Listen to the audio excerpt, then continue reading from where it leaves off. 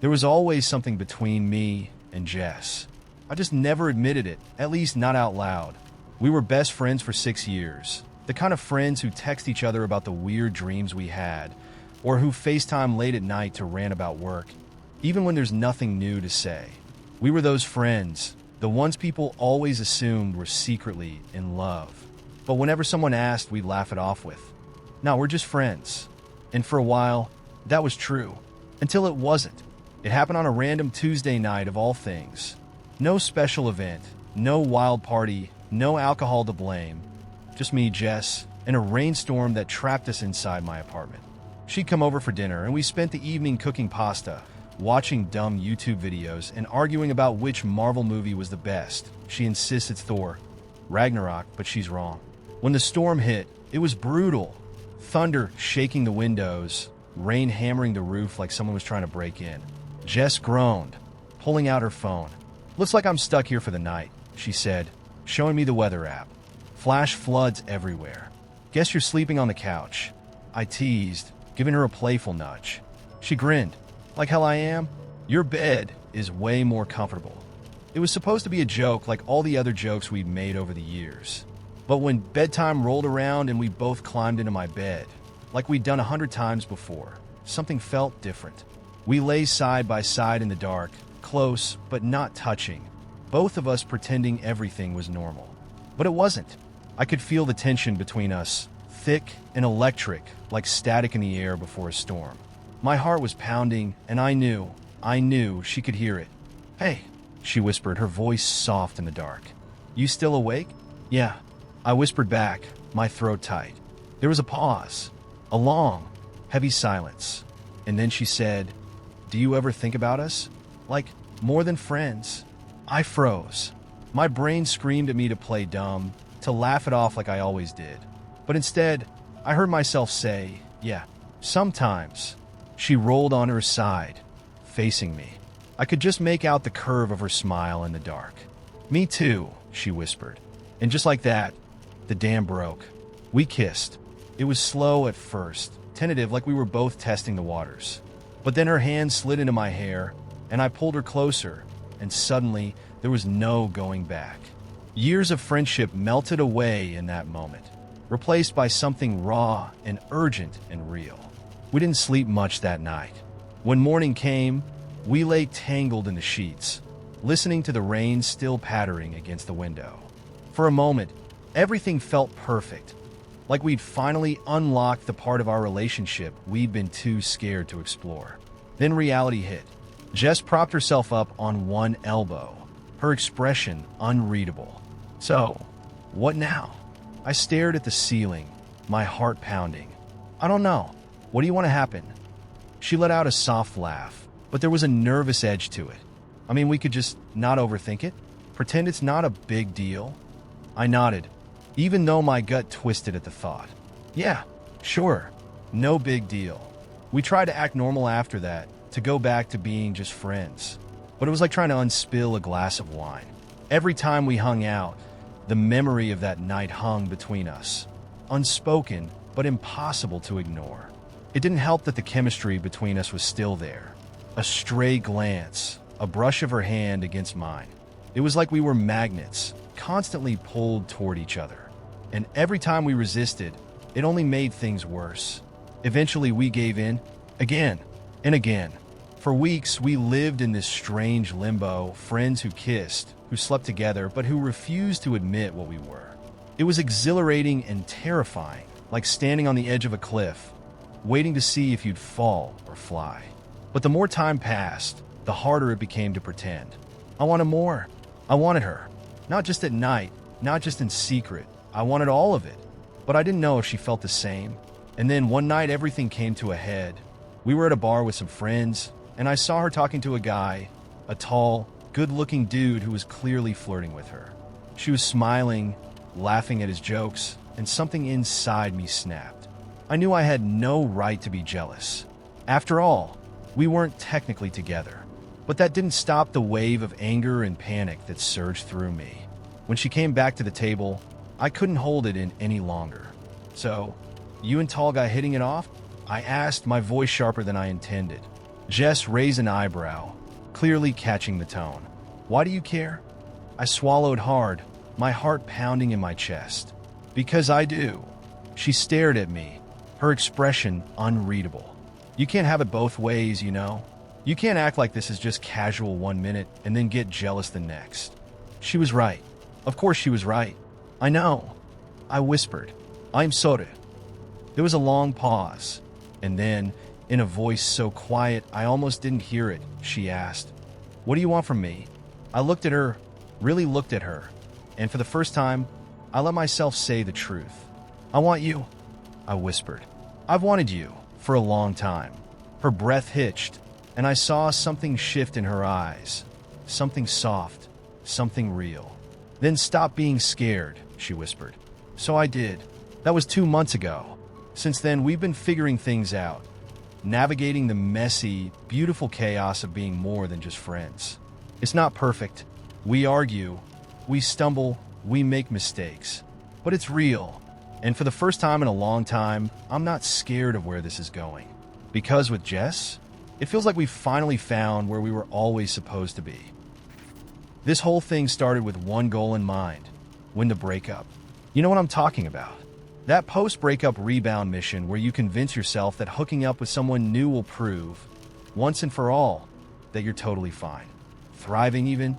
So naturally, after I found out my ex was already seeing someone, I decided to get back out there and reclaim my fun single energy. Except, spoiler alert, it didn't exactly go as planned. I downloaded every dating app under the sun, swiped until my thumb was numb, and finally matched with a guy named Dylan. He had that effortlessly cool vibe that screams, I don't text back quickly and I don't apologize for it. His profile said he liked craft beer, live music, and keeping things chill. Perfect. No danger of emotions sneaking in with someone like Dylan. We messaged for all of 5 minutes before he asked, "Want to grab a drink tonight?" Normally, I'd play it cool, pretend to have plans, but let's be real. I was not in the mood for games. "Sure," I replied. "Let's do this."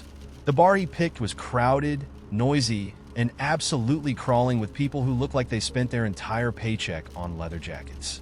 Exactly the kind of place you go when you want to pretend life is one long music video. Dylan was already there when I arrived, leaning against the bar with a beer in hand, looking exactly like his profile photos. Hot enough to make bad decisions feel justified, but not too hot to be intimidating. I liked him immediately. We hit it off fast. He was charming in that low-effort way that made it feel like he wasn't even trying. We talked about travel, bad Tinder dates, and how weird it is that adulthood is just paying bills and pretending you care about email. He was funny, easy to talk to, and exactly what I thought I needed, a perfect, meaningless distraction. About 3 drinks in, he leaned in closer, his knee brushing mine, and asked, "You want to get out of here?" My heart sped up, but not because I was nervous. No, this was game on, the ultimate breakup recovery move. I gave him my best flirty grin and said, "Let's go." We ended up at his apartment, a sleek little place with exposed brick and not a single personal item in sight. The kind of place that made it very clear, this is temporary just like you. And honestly, that suited me just fine. I wasn't looking for permanence. I was looking to prove to myself that I could still have fun, still be desirable, still win. Things escalated quickly. Dylan was good, really good. There were no awkward pauses, no fumbling. It was seamless. For a few hours, I felt unstoppable, like I was finally taking control of my life again. Every kiss, every touch felt like a tiny victory over my ex. Look at me, moving on. Look at me winning. And then morning came. I woke up to sunlight pouring through Dylan's giant windows, my head pounding slightly from the cocktails, and a sinking feeling I couldn't quite place. Dylan was already awake, scrolling through his phone like I wasn't even there. No cuddles, no small talk, no "how'd you sleep?" Just silence. "Hey," I said, trying to shake off the weird vibe. "Morning." He glanced up, gave me a quick smile, and said, "Morning. Want coffee or?" He trailed off like he wasn't sure if I was the type to stick around or make a quick exit. And honestly, I didn't know either. I sat there for a moment, wrapped in his sheets, and suddenly felt off. This was supposed to feel good, empowering, a victory. But instead, I felt like I'd just run a race only to realize there was no finish line. The thrill from the night before was gone, replaced by a nagging emptiness I couldn't explain. I forced a smile. Nah, I should probably head out. Dylan didn't look surprised. If anything, he looked relieved. Cool, I'll call you a car. And just like that, it was over. No awkward goodbyes, no we should do this again sometime. Just two people parting ways like it never even happened. Which again, was exactly what I'd signed up for. So why did it feel like I just lost a game I didn't even know I was playing? The Uber ride home was brutal. I stared out the window, trying to shake the feeling that I'd made a terrible mistake. Not because Dylan was bad, he wasn't. He did everything right. The problem was me. I had gone into that night hoping a hookup would fix everything, but all it did was shine a giant spotlight on the parts of myself I'd been trying to ignore. The truth was I wasn't over my ex. Not even close. And no amount of flirting, kissing, or fun was going to change that. I'd been using hookups as a band-aid, hoping they'd cover up the hurt. But all they did was make me feel lonelier. By the time I got back to my apartment, I felt exhausted, not just physically, but emotionally. I collapsed onto my bed, stared at the ceiling, and finally let myself feel all the things I'd been running from. The sadness, the anger, the fear that maybe I wouldn't be okay for a while. And you know what? It sucked, but it also felt real. For the first time in a long time, I wasn't pretending. That morning, I made a decision. No more hookups. Not because there's anything wrong with them, but because they weren't what I needed. I needed time. I needed space to heal. And most of all, I needed to stop looking for validation in other people. It wasn't the easiest realization to come to. I had spent so much time convincing myself that casual sex was empowering, that it was the best way to prove I was fine. But the truth is, real empowerment isn't about who you sleep with. It's about being okay with yourself, even when you're alone. Dylan was just a mirror, reflecting back all the things I didn't want to see. And as uncomfortable as that was, I'm grateful for it. Because sometimes, the hardest part of moving on isn't letting go of someone else. It's learning how to hold on to yourself. So yeah, I'm not saying I'll never hook up with someone again. But next time, I'll make sure I'm doing it for the right reasons. Not to win a game that doesn't exist, but because it's what I genuinely want. And if that means sitting with my feelings for a while instead of drowning them in tequila and strangers, then so be it. It's not a victory parade, but it's a start. And for now, that's enough. I was 23 when I finally said fuck it and decided to try escorting. Not exactly the kind of career move my parents had in mind when they paid for 4 years of university, but rent was due, my car was on its last legs, and I was getting rejection emails from places I didn't even remember applying to. It was supposed to be a one-time thing, you know? Just something to hold me over until life miraculously fell into place. Spoiler, it didn't. But that first night, oh man, that first night still makes me laugh in a way that's more like therapy than joy. So I get booked by this guy named Vince. The agency told me he was a regular, which sounded reassuring until they casually threw in, he likes things a little different. They didn't elaborate, just gave me his address. Told me to look cute, but not too cute. Make him feel like he got the only girl next door left on the block, the agency lady said, and reminded me to text when I arrived and when I left. I'd read enough horror stories by that point to know the importance of having someone know where you are at all times. Vince's place turned out to be a small, sterile condo in the middle of a gentrified neighborhood.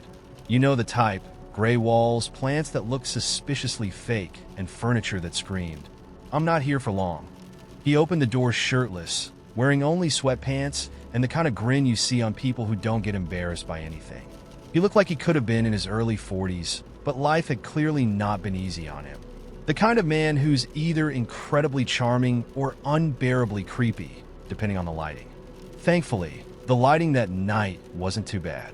He offered me a drink as soon as I walked in, and I stupidly said yes, forgetting the whole never take drinks from strangers rule that they teach girls from the moment they can ride a bike. To his credit, he poured us both whiskey from a sealed bottle, and we sat on his leather couch making small talk. While he made small talk, I just nodded, laughed when it felt appropriate, and mentally screamed at myself to relax. This wasn't supposed to be a big deal. It was just sex. People do it for free all the time, right? So, Vince said, swirling his glass like we were at a wine tasting instead of the lead-up to paid intimacy. I have a little request. Here we go, I thought. This is where it gets weird. Okay, I said slowly, bracing myself for the worst. I want you to insult me. I blinked. Like, what kind of insult are we talking about? Just be mean. Like, really mean? Whatever comes to mind. Make me regret being born. I had absolutely no idea how to respond to that. I prepped myself for all kinds of scenarios, role play, weird fetishes, maybe even some light bondage. But this was new territory. You want me to be mean? I repeated, just to make sure I wasn't hallucinating. Yeah, he said, grinning like a kid who just found out Christmas came early. Really go for it. No holding back.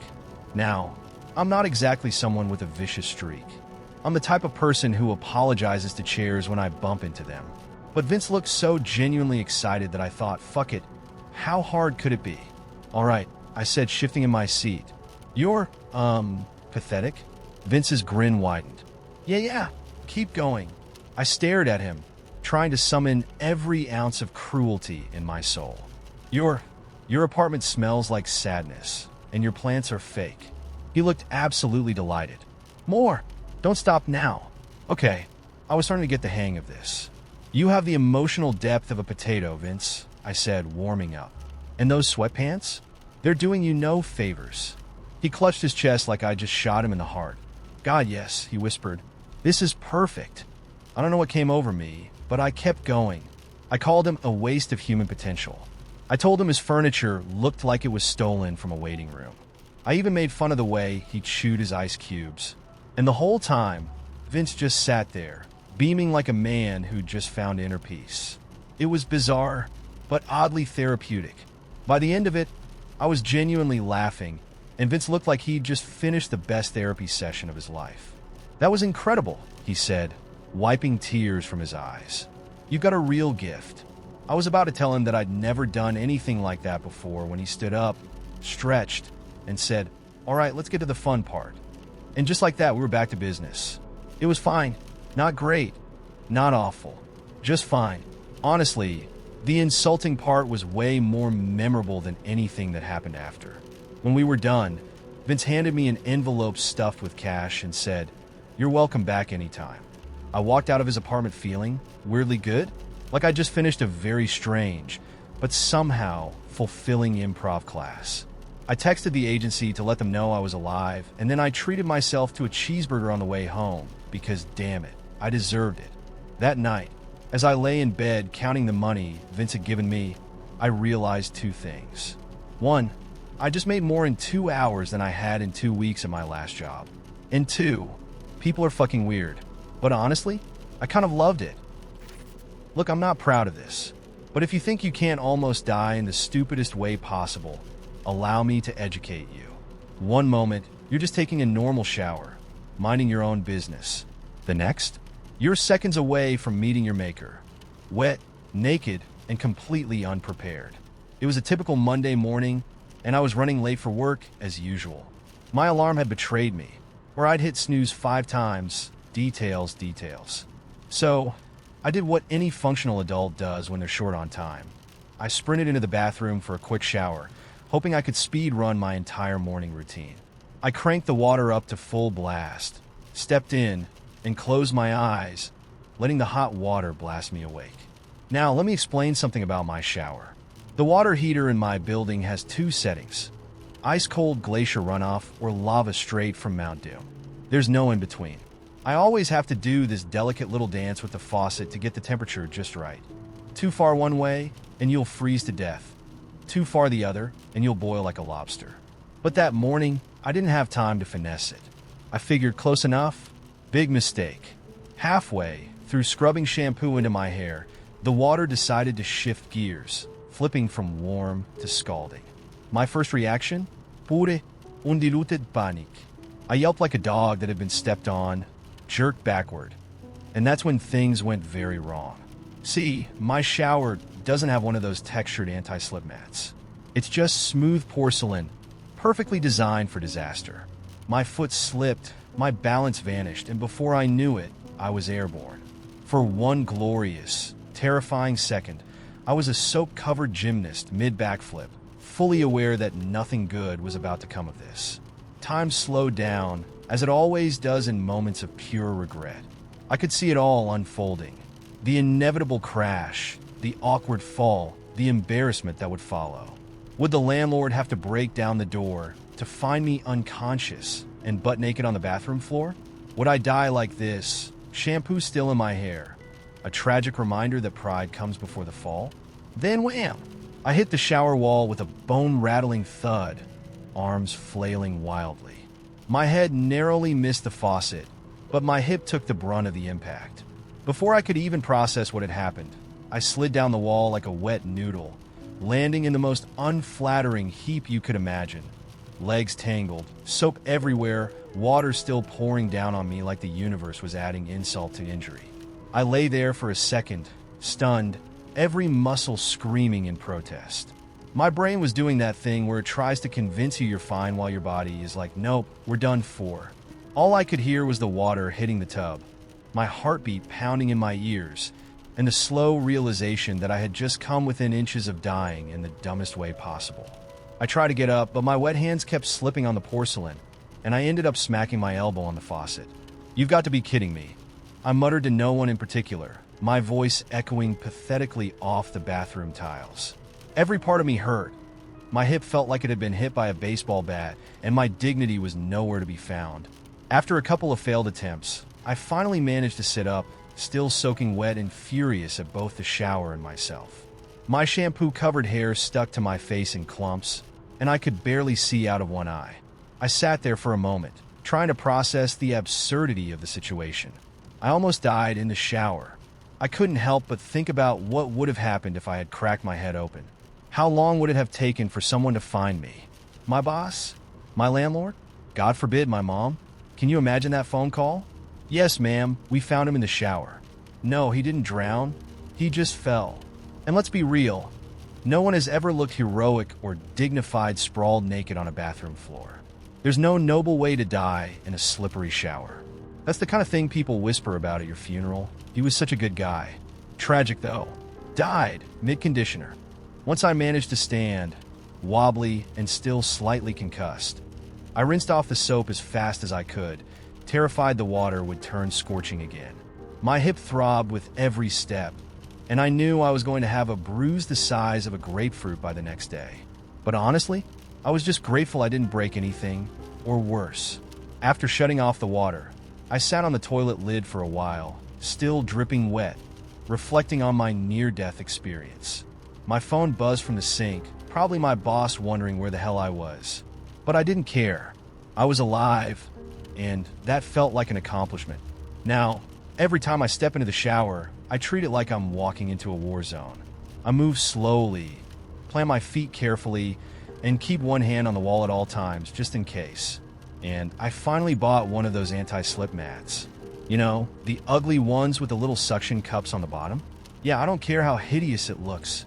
I'm not dying naked on my bathroom floor. Not today, Satan. So if you ever find yourself thinking it's just a shower, what could go wrong? Trust me, the universe has a way of humbling you when you least expect it. One moment, you're singing off-key to your favorite song. The next, you're spread-eagled in the tub, wondering if you'll need to call for help without pants on.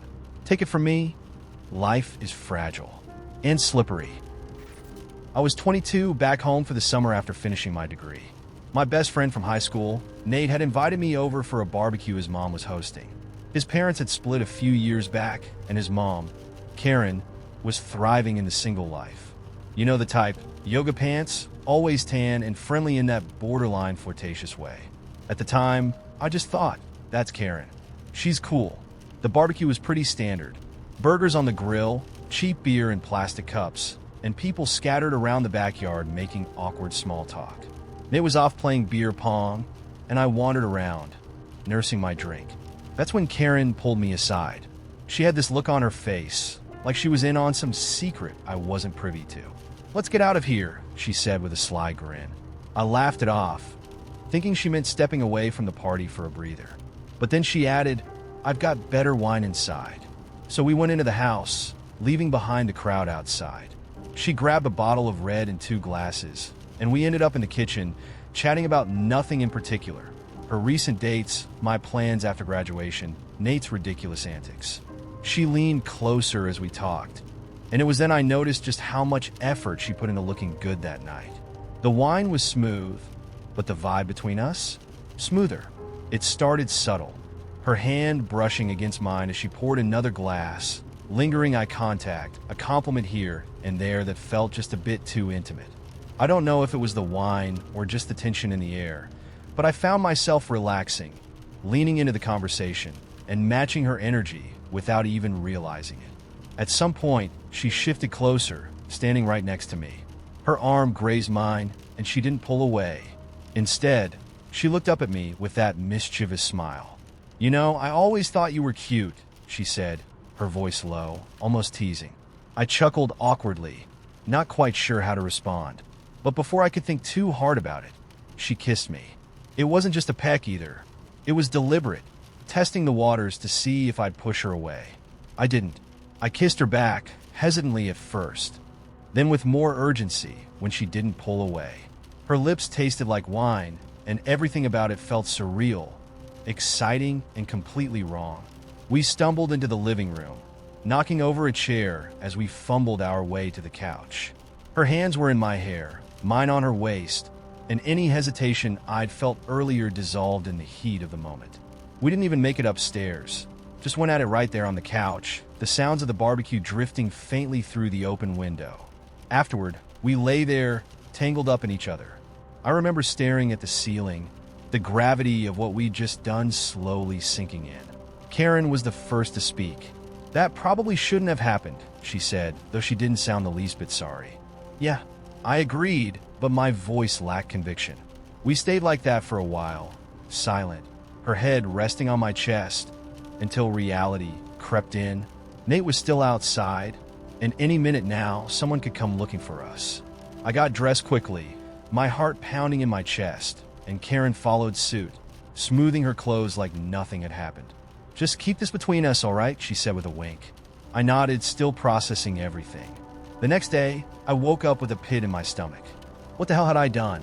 This was Nate's mom, for God's sake. But at the same time, I couldn't stop thinking about her. I told myself it was a one-time thing, a mistake we'd both moved past. But that wasn't the end of it. Karen texted me later that week. It was casual at first, just checking in, making sure I was okay.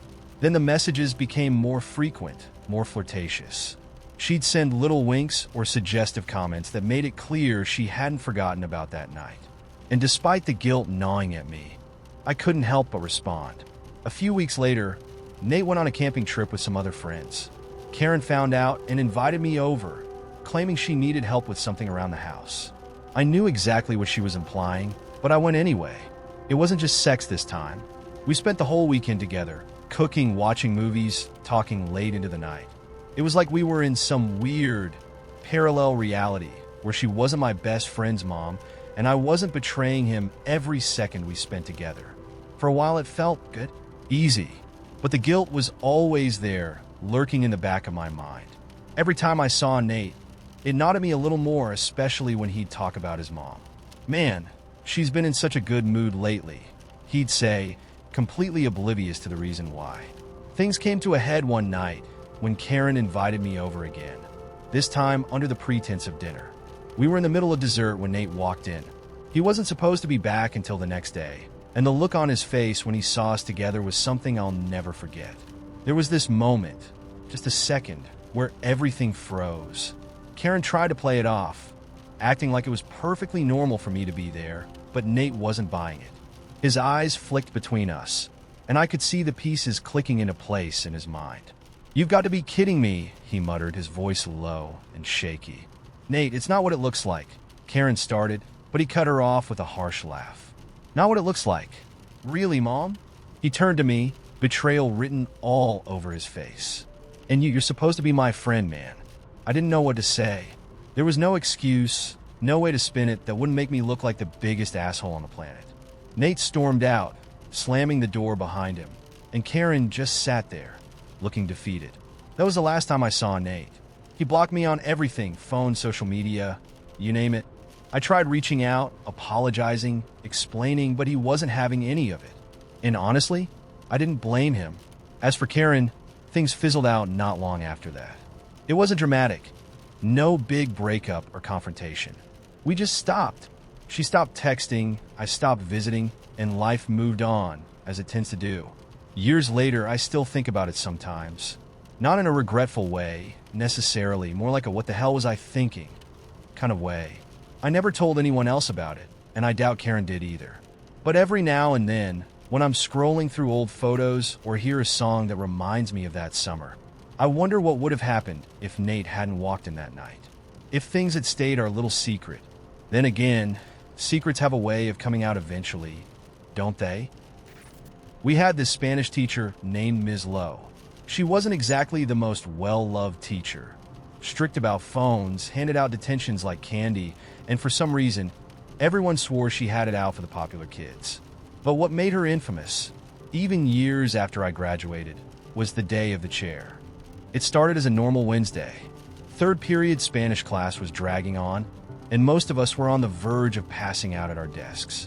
That's when Tyler, this dude who could never sit still for more than 5 minutes, decided he'd had enough.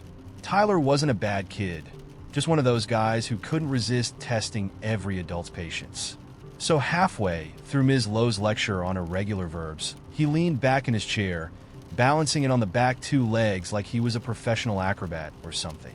She gave him the usual Tyler, put your chair down, but this time, Tyler responded, what do you do if I don't? Big mistake. Ms. Lowe didn't say a word. She walked to the back of the classroom where her desk was and grabbed a metal folding chair, the kind they use for assemblies. She carried it to the front, right next to Tyler's desk, unfolded it, and sat down. The whole class watched in confused silence as she leaned back with her arms crossed, staring at Tyler like she was about to challenge him to a duel. Let's see who gives up first, she said. The whole room was dead quiet. Tyler, being Tyler, just grinned. I got all day, Ms. Lowe. And so began the standoff. Now, you've got to understand, this wasn't the kind of school where anything remotely interesting ever happened. We didn't have food fights or crazy pranks. And the most excitement we ever got was when someone smuggled in their AirPods during a test. So naturally, the entire class was on the edge of their seats, waiting to see who would crack first. Ms. Lowe didn't flinch. She just sat there, hands folded, eyes locked on Tyler, and the rest of us were too scared to even breathe loud. The bell rang. Class was over. Except it wasn't. Ms. Lowe wasn't moving. Tyler shot a glance around, realizing what he'd just signed up for. The next class started filing in, and they had no clue what they'd just walked into. We told them to hush and sit down. We were witnessing history in the making. Ms. Lowe leaned back a little more, adjusting herself like she was settling in for a Netflix binge. You'll have a worksheet today, she said without breaking eye contact. Pass it around. For the next 40 minutes, the new class sat awkwardly working on their assignments while Ms. Lowe and Tyler continued their silent war. I swear to God, not a single person dared to ask what was going on. Words spread quickly.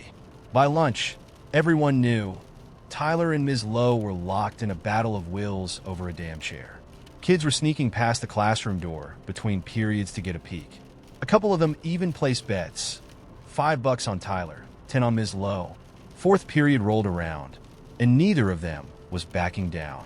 Tyler's face was starting to get shiny with sweat, but he kept grinning like an idiot, pretending everything was fine. Ms. Lowe, though, she was stone cold. At one point, she even pulled out a Tupperware container from her bag and started eating a salad, just casually munching away without ever looking away from him. Things escalated after lunch. Some kids from the senior class started a group chat to track the standoff. Teachers were passing notes in the hall, trying to figure out if they should step in. But no one wanted to be the one to tell Ms. Lowe to stop. Everyone was too scared or too entertained. By the time 7th period rolled around, Tyler was visibly shaking. You could tell his back was killing him, but there was no way he was going to give up now, not with half the school watching through the windows. His face was beet red from the effort of holding himself up, but every time Ms. Lowe shifted in her seat or stretched her arms, he'd sit up a little straighter, like he was trying to prove he wasn't slowly dying inside. And then came the moment none of us will ever forget. Tyler's chair snapped. It wasn't a loud snap, just a soft, pathetic little crack, but it was enough. The back legs gave out, and the chair collapsed beneath him like it was made of papier-mâché. Tyler hit the floor in a tangle of limbs and metal, and the entire classroom erupted into chaos. People were laughing, screaming, throwing their books in the air. It was pandemonium. Ms. Lowe didn't even blink. She calmly stood up, folded her chair with a satisfying click, and said, "Class dismissed." She walked out of the room like she'd just won an Olympic gold medal, leaving Tyler lying on the floor, gasping for breath, surrounded by the wreckage of his chair. I don't think anyone even heard the final bell. We were too busy losing our minds over what we'd just witnessed. But here's the kicker. Tyler showed up to class the next day with a brand new chair, the same make and model as the one he'd broken, and plopped it right down at his desk without a word. Ms. Lowe gave him a tiny, satisfied smirk, but didn't say anything either. It was like they'd reached some kind of mutual understanding, an unspoken truce between two stubborn forces of nature. After that, Ms. Lowe became a legend. She didn't have to raise her voice or hand out detentions ever again. All it took was one folding chair to earn her the kind of respect that no amount of yelling or homework could ever achieve. Tyler, for his part, became a bit of a folk hero himself. People would slap him on the back in the hallways and say things like, "Dude, you almost made it." To this day, whenever I meet up with old classmates, someone always brings up the day of the chair. And every time we tell the story, it gets a little more ridiculous. Like how Ms. Lowe secretly trained with monks in the Himalayas to perfect her patience, or how Tyler's chair exploded into 1,000 pieces and sent him flying across the room like a cartoon character. But the truth? The truth is good enough on its own. When my sister called to tell me Dad was in the hospital, I was sitting in my apartment eating cereal for dinner. It had been years since we really talked, birthdays, occasional texts about random things, but nothing more. When her name lit up my phone, I almost let it go to voicemail, assuming it was a butt dial or one of those obligatory thinking of you messages. But something in me, a little flicker of guilt, maybe made me pick up. "They don't know if he'll make it through the night," she said, her voice tight but controlled, like she was holding it together by sheer will. "You should come if you can." I didn't ask for details. There was no need. Dad had been declining for a while, and if I was being honest, I'd been bracing for this call for years. Still, it hit me harder than I expected. I stared down at my half-eaten cereal, the milk already turning soggy, and realized how ridiculous it was to be eating Fruit Loops while my father might be dying. "I'll drive down tonight," I told her, already standing up, as if moving faster could somehow fix everything. "Okay," she whispered, and then the line went dead.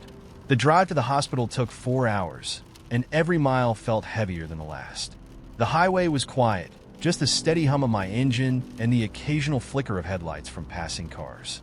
I tried listening to music, but every song felt wrong, so I switched it off and drove in silence, gripping the wheel like it might keep me grounded. When I arrived, the hospital smelled like antiseptic and overworked air conditioning. The kind of smell that clings to your clothes long after you've left, like a reminder you didn't ask for. I found my sister in the waiting room, sitting with her arms crossed and her shoulders hunched like she was bracing for a storm. "You made it," she said, her expression a mixture of relief and something else I couldn't quite place, resentment maybe. "Of course I made it," I said, even though we both knew that wasn't true. We sat there for a while, not saying much. There wasn't really anything to say. A nurse came out eventually and told us Dad was stable for now, but his condition was still serious. I nodded along to her words, but it felt like listening underwater. Everything muffled, distant, surreal. "Do you want to go see him?" my sister asked when the nurse walked away. I shook my head. "You go first." She gave me a look, one of those pointed, knowing looks that only siblings can give, the kind that says you're still running away. But she didn't argue. She just stood up, smoothed down her sweater, and disappeared down the hallway. I stayed in the waiting room, staring at the vending machine by the wall and wondering if it was too late to leave. It wasn't that I didn't care about Dad. It's just, how do you show up for someone who's been slowly slipping away from you for years? Someone you used to know, but no longer recognize? I must have zoned out, because the next thing I knew, my sister was standing in front of me again, her eyes red but dry. "Your turn," she said, sitting down with a sigh. The hallway to Dad's room felt longer than it should have. I walked slowly, my heart thudding in my chest, and by the time I reached the door, I had to stop and catch my breath. When I finally pushed it open, the room was dim. The only light coming from the monitor by the bed, casting soft green and blue glows across his face. He looked smaller than I remembered. Fragile almost. His skin was pale and papery, and the gray stubble on his chin made him seem older than his 62 years. I stood there awkwardly for a moment, unsure what to do. "Hey, Dad," I whispered, as if saying it louder might wake him too harshly. He didn't open his eyes, but his breathing changed, just a little, just enough to let me know he'd heard me. I pulled up a chair and sat down beside the bed, feeling the weight of everything I hadn't said pressing down on me. Apologies I never made, arguments I never let go of, moments I'd missed because I was too stubborn to pick up the phone. It was all there, sitting between us like a heavy, invisible wall. "I'm sorry," I whispered, even though I wasn't sure he could hear me. "For everything." He made a small sound, a low, raspy hum that could have been anything. Agreement, forgiveness, or just a noise made out of habit.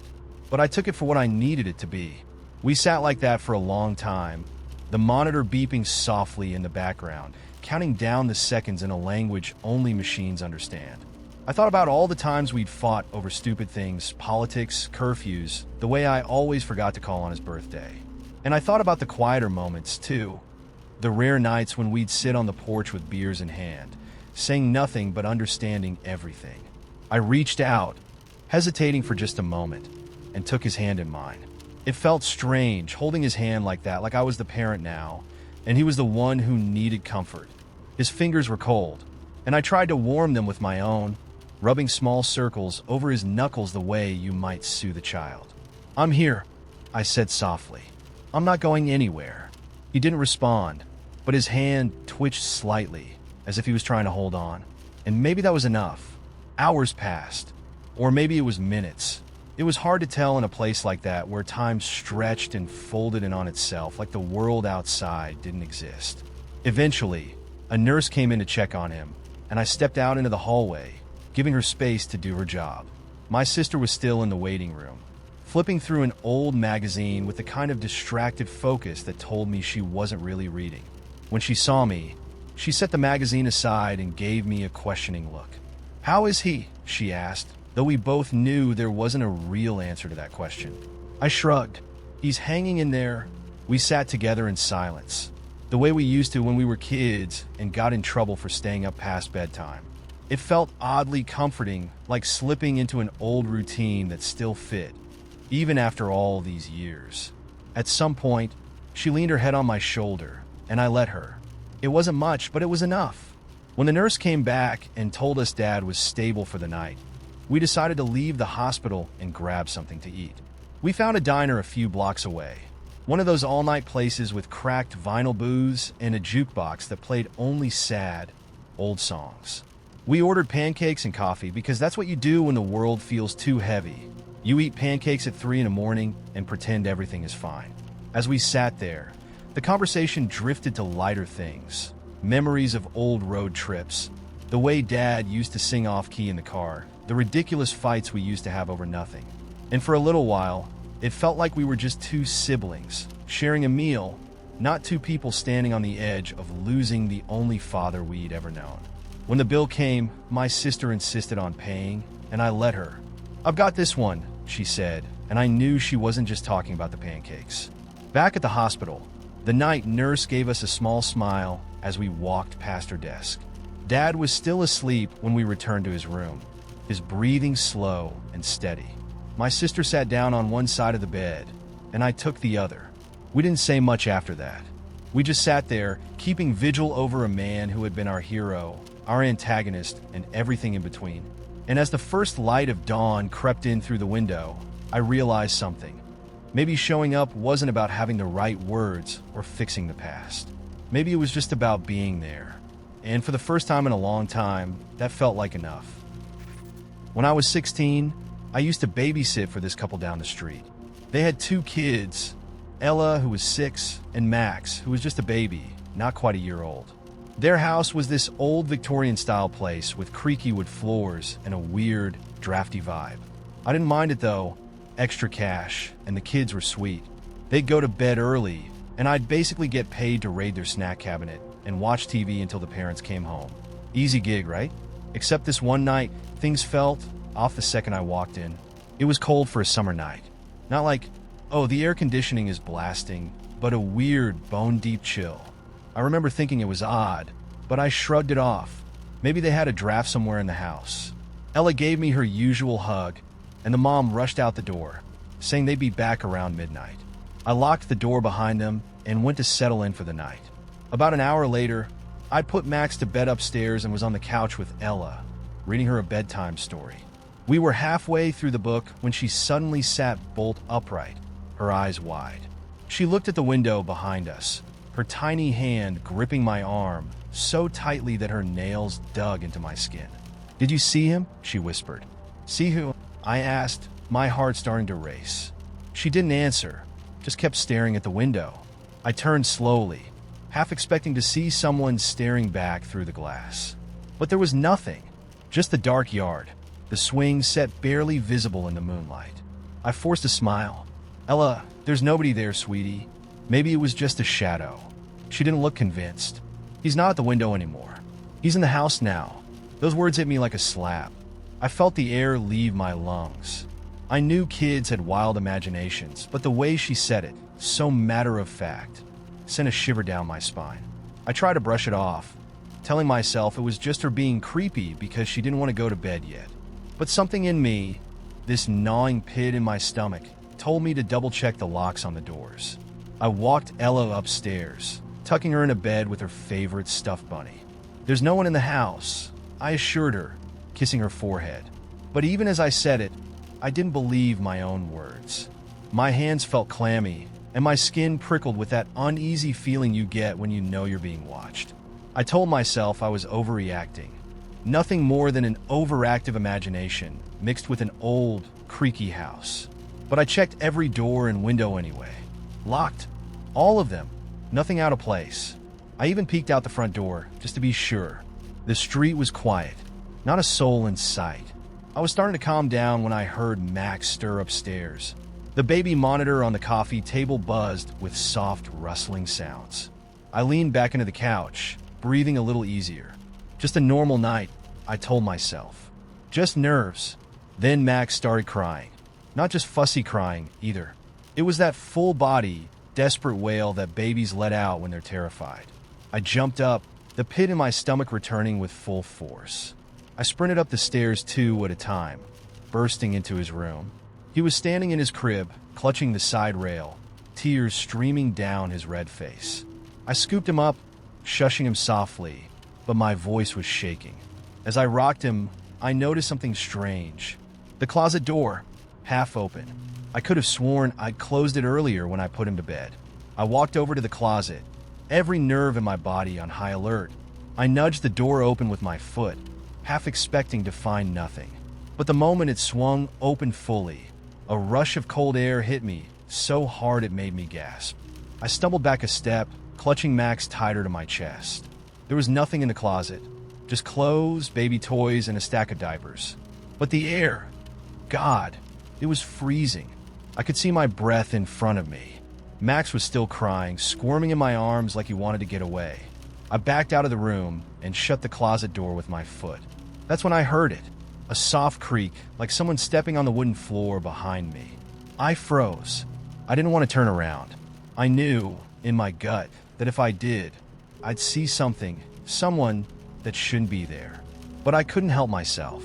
Slowly, I turned my head, heart pounding in my ears. There was nothing there, just the empty hallway, bathed in dim light from the nightlight plugged into the wall. But I knew what I heard. I knew. I bolted down the stairs, Max still in my arms, and grabbed the landline phone from the kitchen. My hands were shaking so badly I could barely dial. I punched in the parents' number, praying they'd pick up. They didn't. Straight to voicemail. I was about to try again when I heard another sound, a soft knock on the front door. Not loud, just deliberate.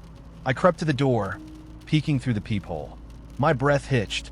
There was a man standing on the porch, facing the door. He wasn't moving, just standing there, his hands in the pockets of a dark hoodie. I couldn't see his face under the hood, but I knew.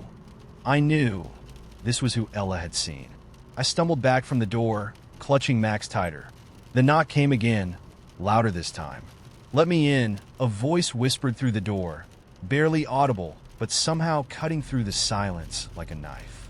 I backed into the living room, shaking so hard I could barely hold Max.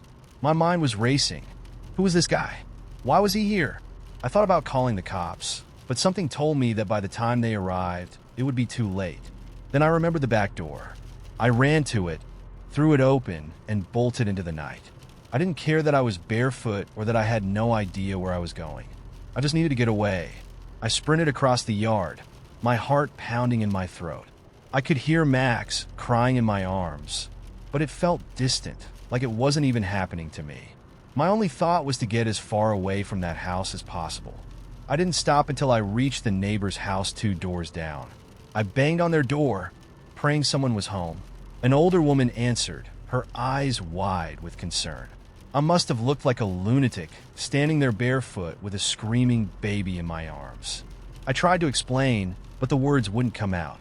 She let me in, and I collapsed on her couch, clutching Max like he was the only thing tethering me to reality.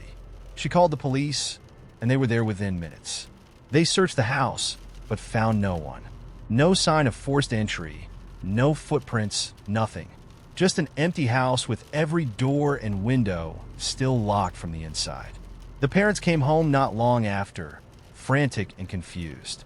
They thanked me for keeping the kids safe, but I could tell they didn't believe my story. To them, it was just a babysitter with an overactive imagination.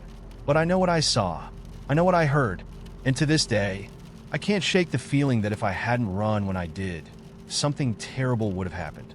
Max and Ella's family moved out of that house a few months later. I never babysat for them again, but sometimes late at night, I still hear that knock on the door. And every time I do, my blood runs cold. Because I know, deep down, that whoever or whatever was on that porch that night is still out there, waiting. We'd been together for 5 years, or at least that's how long I thought we had been together. Turns out timelines are subjective when you're dating someone who lives in multiple realities. The first sign was subtle. He started charging his phone in the bathroom. Not just once or twice, but every time. I'd wake up to the sound of the shower running at 2 a.m. And when I'd walk in groggy and confused, there he was, phone plugged in, sitting on the counter like it had been invited for a private spa day. I asked him once, half jokingly, "Why is your phone getting more baths than I do?" He smiled the kind of smile people give when they've prepared a lie ahead of time, like an actor who's rehearsed too many times. "Signal's better in here," he said. I didn't push it. I mean, who fights over a charging station, right? Then it was his cologne. He used to spray it on for work, for date nights, and that was it. But now, he was wearing it to the grocery store, to the gym, hell, even to his mom's house. I asked him what was with the new routine, and he just shrugged, told me he liked the way it made him feel. I'm allowed to smell good, aren't I? There was no point arguing. I tried to convince myself that maybe it was just a phase. Maybe he was having one of those midlife crises, only 10 years early. But then the gym thing started. The man hadn't lifted anything heavier than his Xbox controller in years, and suddenly, he's all about leg day.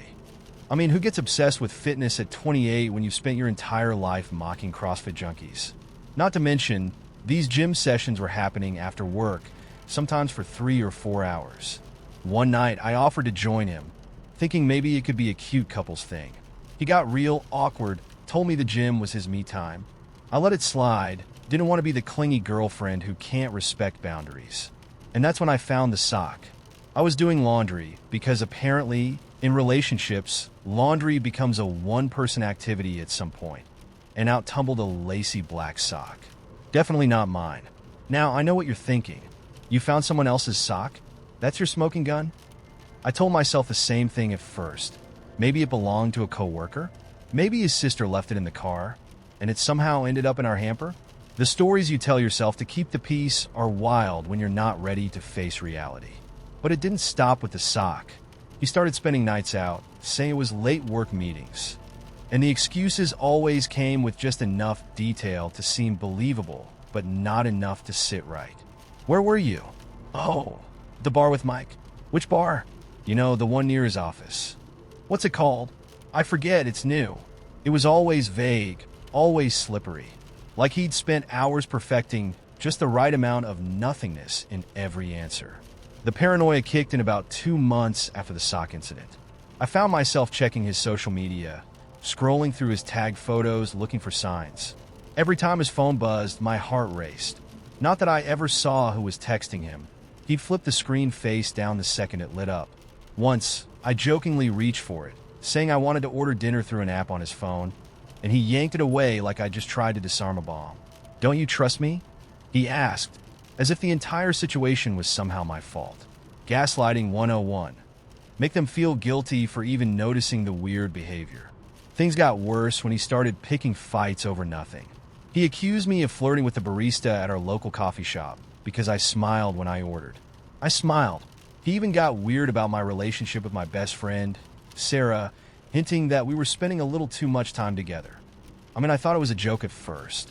But then he asked if I'd ever considered that maybe Sarah had feelings for me. Like, seriously? If there's one thing worse than your boyfriend cheating on you, it's him accusing you of being the one with side relationships. And with someone you've known since high school, no less. The night it all came crashing down, he didn't come home until 3 a.m. No text, no call, just walked through the door like it was a normal Tuesday.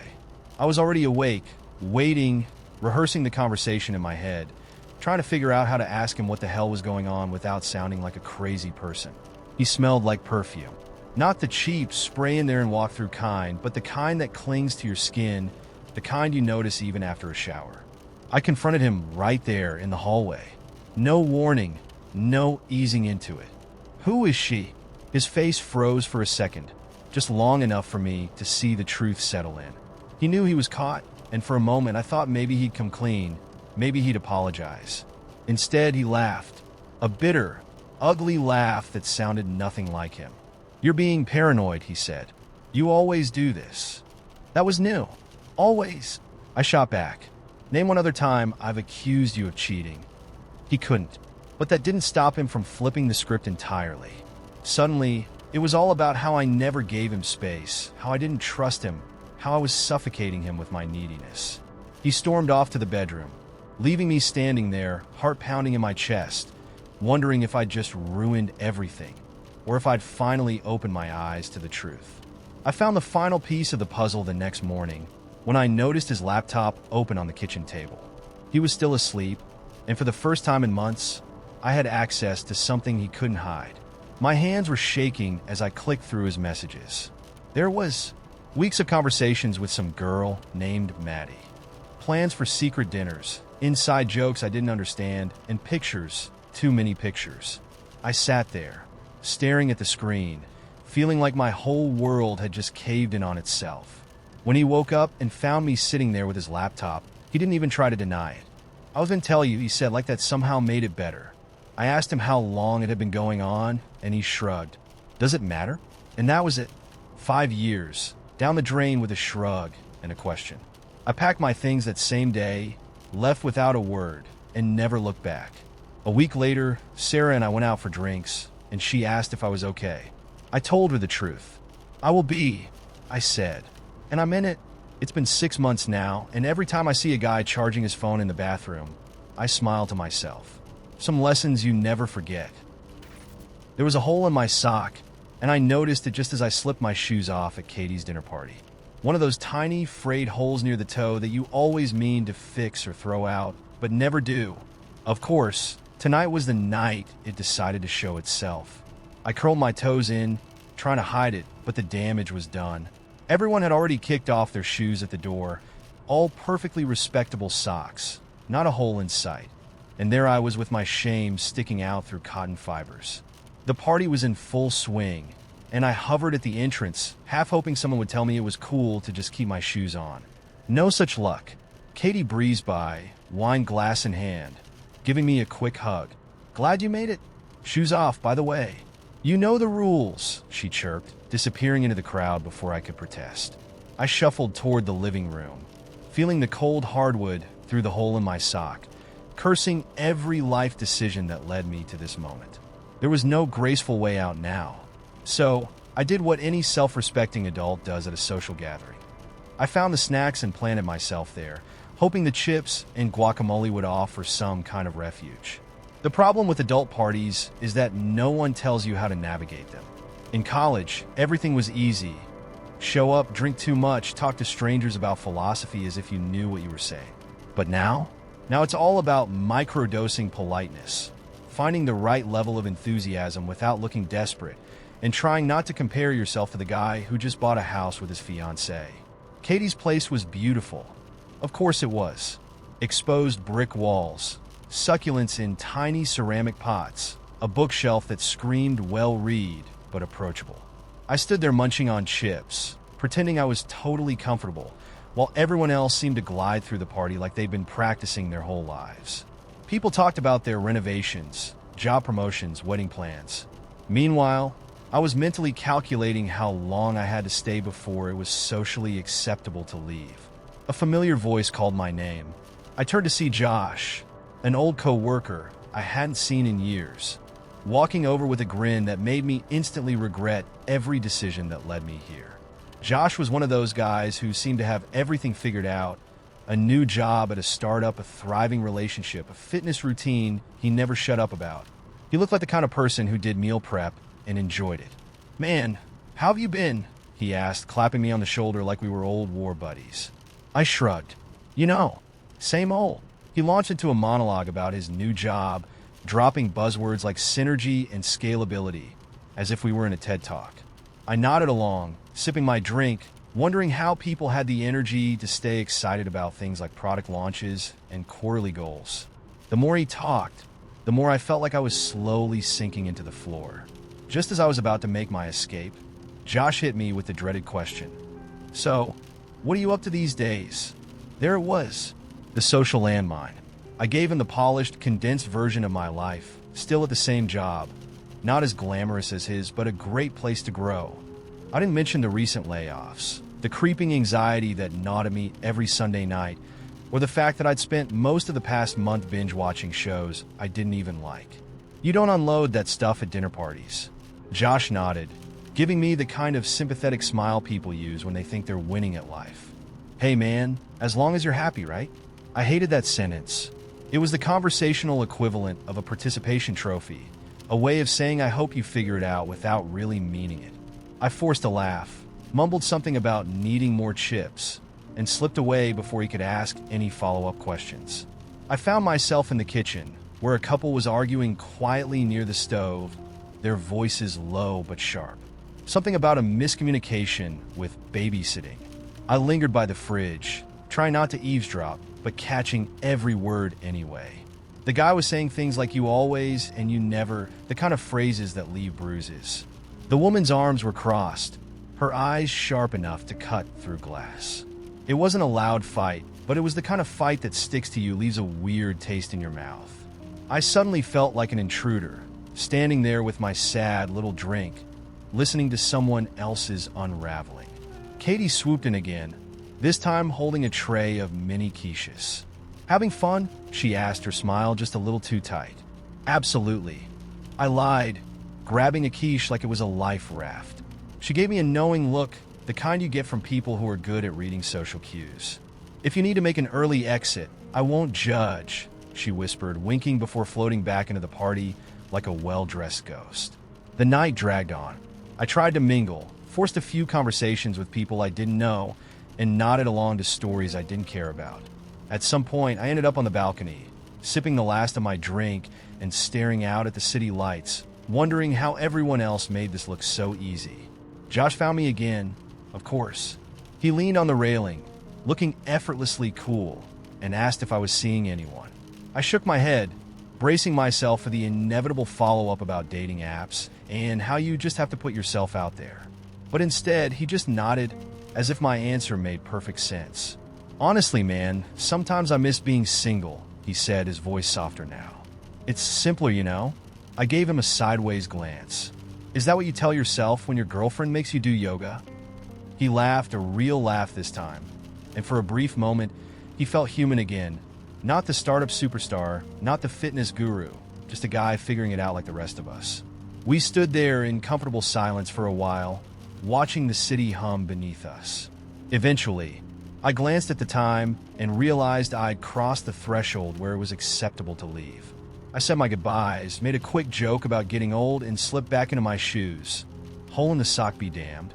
No one noticed, of course. No one ever does. But it still felt like a tiny victory, walking out into the night with my stupid sock and all. On the way home, I thought about the couple in the kitchen, about Josh's confession, about Katie's knowing wink. Everyone had their own mess, their own little holes hidden beneath layers of politeness and party clothes. We were all just trying to get through the night, pretending we had it together. When I got back to my apartment, I kicked off my shoes and stared at the offending sock. For a second, I considered tossing it, but instead, I threw it in the laundry, telling myself I'd deal with it later. Because sometimes, that's all you can do. Keep going, hole and all, and hope that no one notices. And if they do, well, maybe that's okay too. I was always the dependable friend, the one who remembered birthdays, made playlists for road trips, and picked you up at 3 a.m. if things got weird at a party. And for the past 5 years, that's who I was to Sarah. We met in college, same major, same sense of humor, and way too many inside jokes to count. It never got weird with us. There were no blurred lines, no awkward moments. Just two idiots who could talk about everything and nothing at the same time. Until one night, things shifted. It was her idea to get drunk. I'd just gone through a nasty breakup, and Sarah, being the friend she always was, invited me over for a forget that asshole night. She had wine, cheap, bitter stuff that neither of us really liked, and we sat on her balcony, talking about our usual nonsense, making each other laugh like we always did. Somewhere between the second and third bottle, we got into a deep conversation about love and timing, and how everything is always a little bit fucked. I made a joke about how maybe we should just date each other if nothing else ever works out, and she laughed harder than she should have. Then, without even realizing it, I said it, "You know, you're kind of everything I want." She stopped laughing. I remember that part vividly. Her eyes locked on mine, and there was this moment, this pause that stretched out between us, heavy and undeniable. And just like that, something shifted. "I've thought about it," she said quietly. I don't know if it was the wine or the loneliness, but we kissed. And once we crossed that line, there was no going back. We stumbled inside, half laughing, half panicking, and ended up in her bed.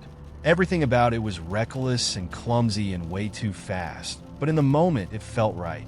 Like we were solving some kind of riddle that had been hanging between us for years. The next morning was weird. We didn't talk about it at first. Just went through the motions, brushed teeth, made coffee, tried not to make eye contact. When she finally broke the silence, she just said, "Well, that happened." I nodded like an idiot, because what the hell else was I supposed to say? And then, like two seasoned pros at avoiding feelings, we acted like nothing had changed. We went back to our usual routine, movies, dinners, late-night drives. But something had changed. I could feel it in the way she looked at me when she thought I wasn't paying attention, or the way her hand would linger just a second too long when she passed me something. It was subtle, but it was there. It didn't take long for things to get complicated.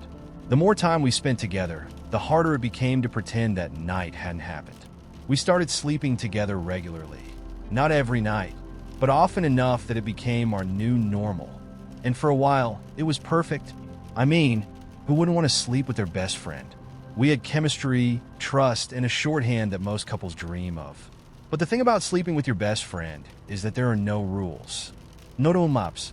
Just a lot of unspoken expectations and the constant fear of ruining everything. At some point, I caught feelings. I'm not even sure when it happened. Maybe it was the night we stayed up until 4 a.m. talking about our childhoods, or the way she absent-mindedly played with my hair whenever we watched TV. But once I realized I was falling for her, it was like trying to hold back a flood.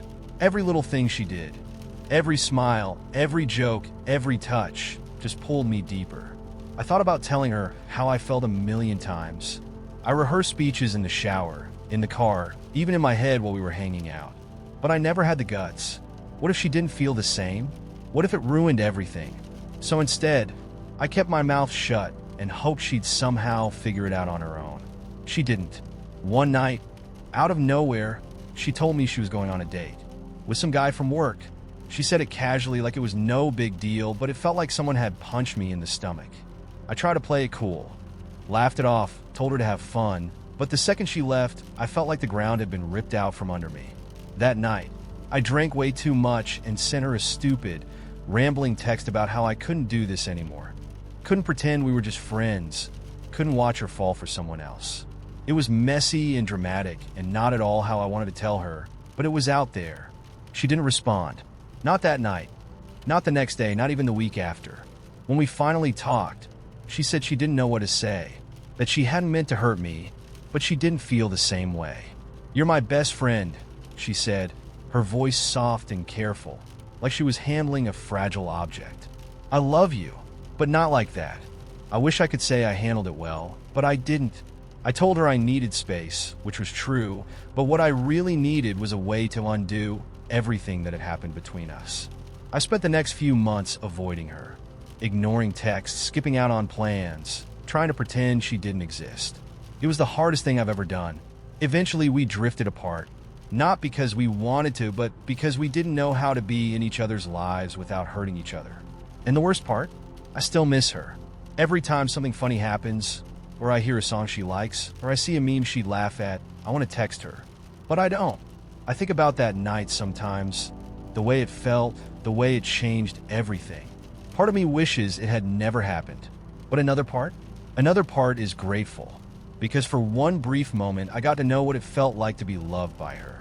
And even though it wasn't the ending I wanted, at least I had that. And maybe, just maybe, that's enough. I used to think dating was about two people meeting at the right moment, sharing good vibes, and seeing where things go. That's what the movies told me, right? Boy meets girl, sparks fly, and after a few awkward firsts, first kiss, first fight, they settle into something solid. Turns out, the movies forgot to mention the part where people ghost you mid-conversation, lie about their entire existence, or slowly dissolve all effort until you're left wondering if you're chasing a mirage. I'll never forget the night I realized just how screwed the whole thing was. So I matched with this guy on one of those apps. Tall, scruffy beard, dog dad, loved music festivals. Seemed perfect. We chatted for 2 weeks straight. He was funny, responsive, always asked about my day. I started looking forward to his messages in that embarrassing, giddy way where you keep checking your phone every few minutes to see if he replied. And then he sent me this really sweet message. "You make me feel seen." I thought, wow, maybe this could actually be something real. We went on our first date at a cozy little pub downtown. He ordered a whiskey sour, I got a glass of Pinot, and everything clicked. He was even more charming in person, held the door open, complimented my laugh, told me I was beautiful in this way that felt almost too good to be true. We sat there for hours talking about everything: family, childhood, music, stupid things like which animal we'd be if we could choose. He said red panda, which honestly was weirdly endearing. As we left, he grabbed my hand like we were already halfway into a relationship, not just strangers from the internet. I felt that warm, fluttery feeling I hadn't felt in ages. I thought, yeah, this could go somewhere. Date 2 was even better. He showed up with flowers. Who does that anymore? We went to an art gallery, laughed at the weird modern installations neither of us understood, and made plans for future dates. Picnics in the park, movies under the stars, all that cheesy rom-com stuff. He texted me good night with a little heart emoji, and it felt so promising. I was practically floating. And then he disappeared. Just poof, gone. No warning, no explanation. One day we were texting like usual, planning our next date, and the next, nothing. Radio silence. I waited a day, thinking maybe he got busy. Then another day. Then a week. I sent a quick, casual message. "Hey, hope everything's okay. Let me know if you want to grab that coffee still." Smiley face, nothing. Not even a read receipt. It felt like someone ripped the rug out from under me while I was still standing on it, trying to balance. At first, I spiraled. Was it something I said? Something I did? Did I talk too much about my ex-boyfriend when I mentioned him in passing? Did I not seem interested enough? The overthinking was brutal. I replayed every conversation in my head, looking for the moment I must have ruined things. It felt like taking a test where you thought you aced it, only to find out you failed, except no one will tell you what questions you got wrong. Weeks passed, and I tried to move on. But here's the kicker. He still watched all my Instagram stories. Every single one. as if he wanted to remind me that he was still there lurking, but just not interested enough to actually talk to me. That drove me insane. I'd see his little profile bubble pop up on my viewers list, and it was like reopening a wound I thought had started to heal. I wanted to scream, "Why are you watching my life if you don't want to be in it?" It got worse. A month later, he randomly liked one of my photos, a picture of my dog, no less. No text, no apology, just a little thumbs up on a photo of my schnauzer. The audacity. I sat there, staring at my phone, debating if I should respond, block him, or just chuck the damn thing across the room. In the end, I didn't do anything. I figured, why give him the satisfaction? But the truth? It left a scar. Not because I was in love with him or anything, but because of what it represented. It was like holding onto a beautiful dream, only for someone to wake you up right before the best part. I realized dating wasn't about finding someone you click with. It was about constantly bracing yourself for disappointment. You're expected to open up, show excitement, but also stay guarded just in case they disappear without a word. It's like emotional whiplash. Since then, I've become a lot more cautious. I don't respond to "hey beautiful" texts with the same enthusiasm. I keep conversations light, surface level. If someone starts planning future dates too soon, I smile but tell myself, don't get attached. I used to think dating was this exciting journey where you slowly build something meaningful. Now it feels more like playing dodgeball, trying not to get hit by another ghoster or a liar. And don't get me started on the dating apps. They make people feel disposable. If someone doesn't reply fast enough or say exactly the right thing, you just swipe to the next person. It's like everyone's always window shopping, looking for the next upgrade. No one wants to put in the work because they think there's always something or someone better around the corner. It's exhausting. I've tried going on a few more dates since that guy ghosted me, but it's hard to shake the feeling that every conversation is a trapdoor, waiting to drop you the moment you get too comfortable. One guy told me on the second date that he doesn't believe in labels, but still wanted to see me exclusively. What does that even mean? Another guy spent the entire evening texting someone else while I sat across from him, awkwardly stirring my drink. I walked out before we even finished dinner, and he didn't even notice I was gone. At this point, I've started wondering if maybe the problem is me. Maybe I expect too much. Maybe this is just how things are now. Half-effort connections and disappearing acts with no one willing to actually commit. But the thing is, I don't think I'm asking for too much. I just want someone to show up, to mean what they say, to be honest, even if it's uncomfortable. Is that really so unreasonable? I wish people would just be upfront from the start. If you're not feeling it, just say so.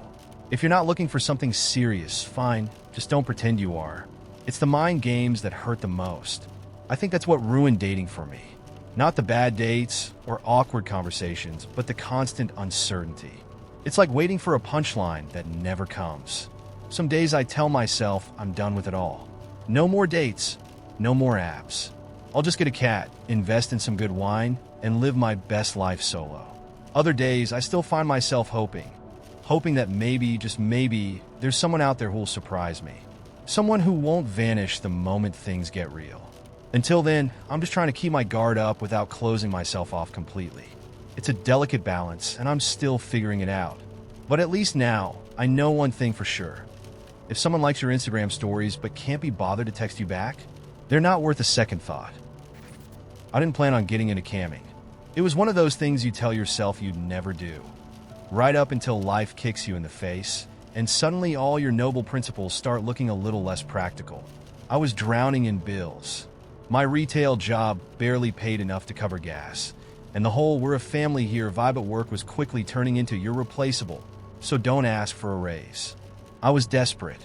So, one night, after a bottle of cheap wine and a mild existential crisis, I signed up for a campsite, just to try it, see if it was really as easy as those success stories on Reddit made it sound.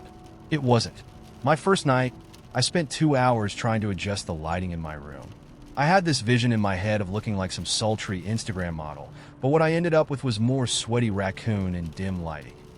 No matter how I positioned the lamp, I either looked like I was about to tell ghost stories or perform dental surgery. Eventually, I just gave up and told myself it didn't matter. Guys were here to see boobs, not my interior design skills. I clicked go live and waited, and waited, and waited some more. 10 minutes in, I had exactly one viewer, a guy named Big Daddy 42 who greeted me with "You look tired." Great. Not exactly the confidence boost I was hoping for, but I pasted on my best flirty smile and said, "Long day, huh? Do a backflip." What? I blinked at the screen, half convinced I was misreading. I can't do a backflip. Big Daddy 42 immediately left. At that point, I seriously considered shutting it all down and pretending this whole thing never happened. But just as I was about to click off, a flood of new viewers started popping in. 5, 10, 20. Suddenly, my chat was lighting up with random usernames asking all sorts of things. Can you twerk? Show us your feet. Do you take requests? I felt my anxiety spike, but I told myself to just go with the flow. Sure, I said, trying to keep my voice from shaking. What kind of requests? And that's when things got interesting. One guy wanted me to eat a banana slowly while maintaining eye contact. Another asked me to whisper insults at him, like I was an angry librarian. A third guy, who called himself Mr. Tickle, begged me to say the word pickle as seductively as possible. It was like being thrown into the deep end of some weird, erotic carnival. But hey, the tips were rolling in. $5 here, $10 there. At one point, someone dropped a $50 tip and asked me to draw a mustache on my face with eyeliner. I figured, why the hell not? I was starting to have fun with it, in a surreal, I can't believe this is my life kind of way. Then came a guy with a puppet. He didn't even introduce himself, just popped into my chat, dropped a $20 tip, and said, "Can I show you something cool?" Before I could answer, his camera switched on, and there it was, a hand puppet wearing a tiny fedora. "Meet Steven," the guy said, as if this was the most normal thing in the world. "He's very shy, but he wanted to say hi to you." I was so stunned that all I could do was wave awkwardly at the screen. "Hi, Steven?" The puppet waved back, and then, swear to God, the guy made Steven blush. He wiggled the puppet's little arms and said, in a high-pitched voice, "Oh gosh, she's even prettier than I imagined." At this point, I had two options: freak out and log off, or just roll with it. And since I was already wearing a fake mustache and whispering the word pickle for tips, I figured, what the hell, let's see where this goes. We ended up having a 10-minute conversation. Me, the guy, and Steven the puppet. It was bizarre, but honestly, it was the most wholesome interaction I'd had all night. Steven asked me about my favorite books and told me all about his adventures in the puppet mafia. I was half laughing, half wondering if I'd accidentally stumbled into some fever dream, but the chat loved it. Tips were pouring in faster than I could keep track. Then, just as suddenly as he'd arrived, the guy said, "Steven has to go now, but he thinks you're the nicest cam girl he's ever met." And with that, they logged off. I sat there for a moment, staring at the empty chat window, wondering if I'd hallucinated the whole thing. But the money in my account was real, and so were the laughing emojis flooding the chat.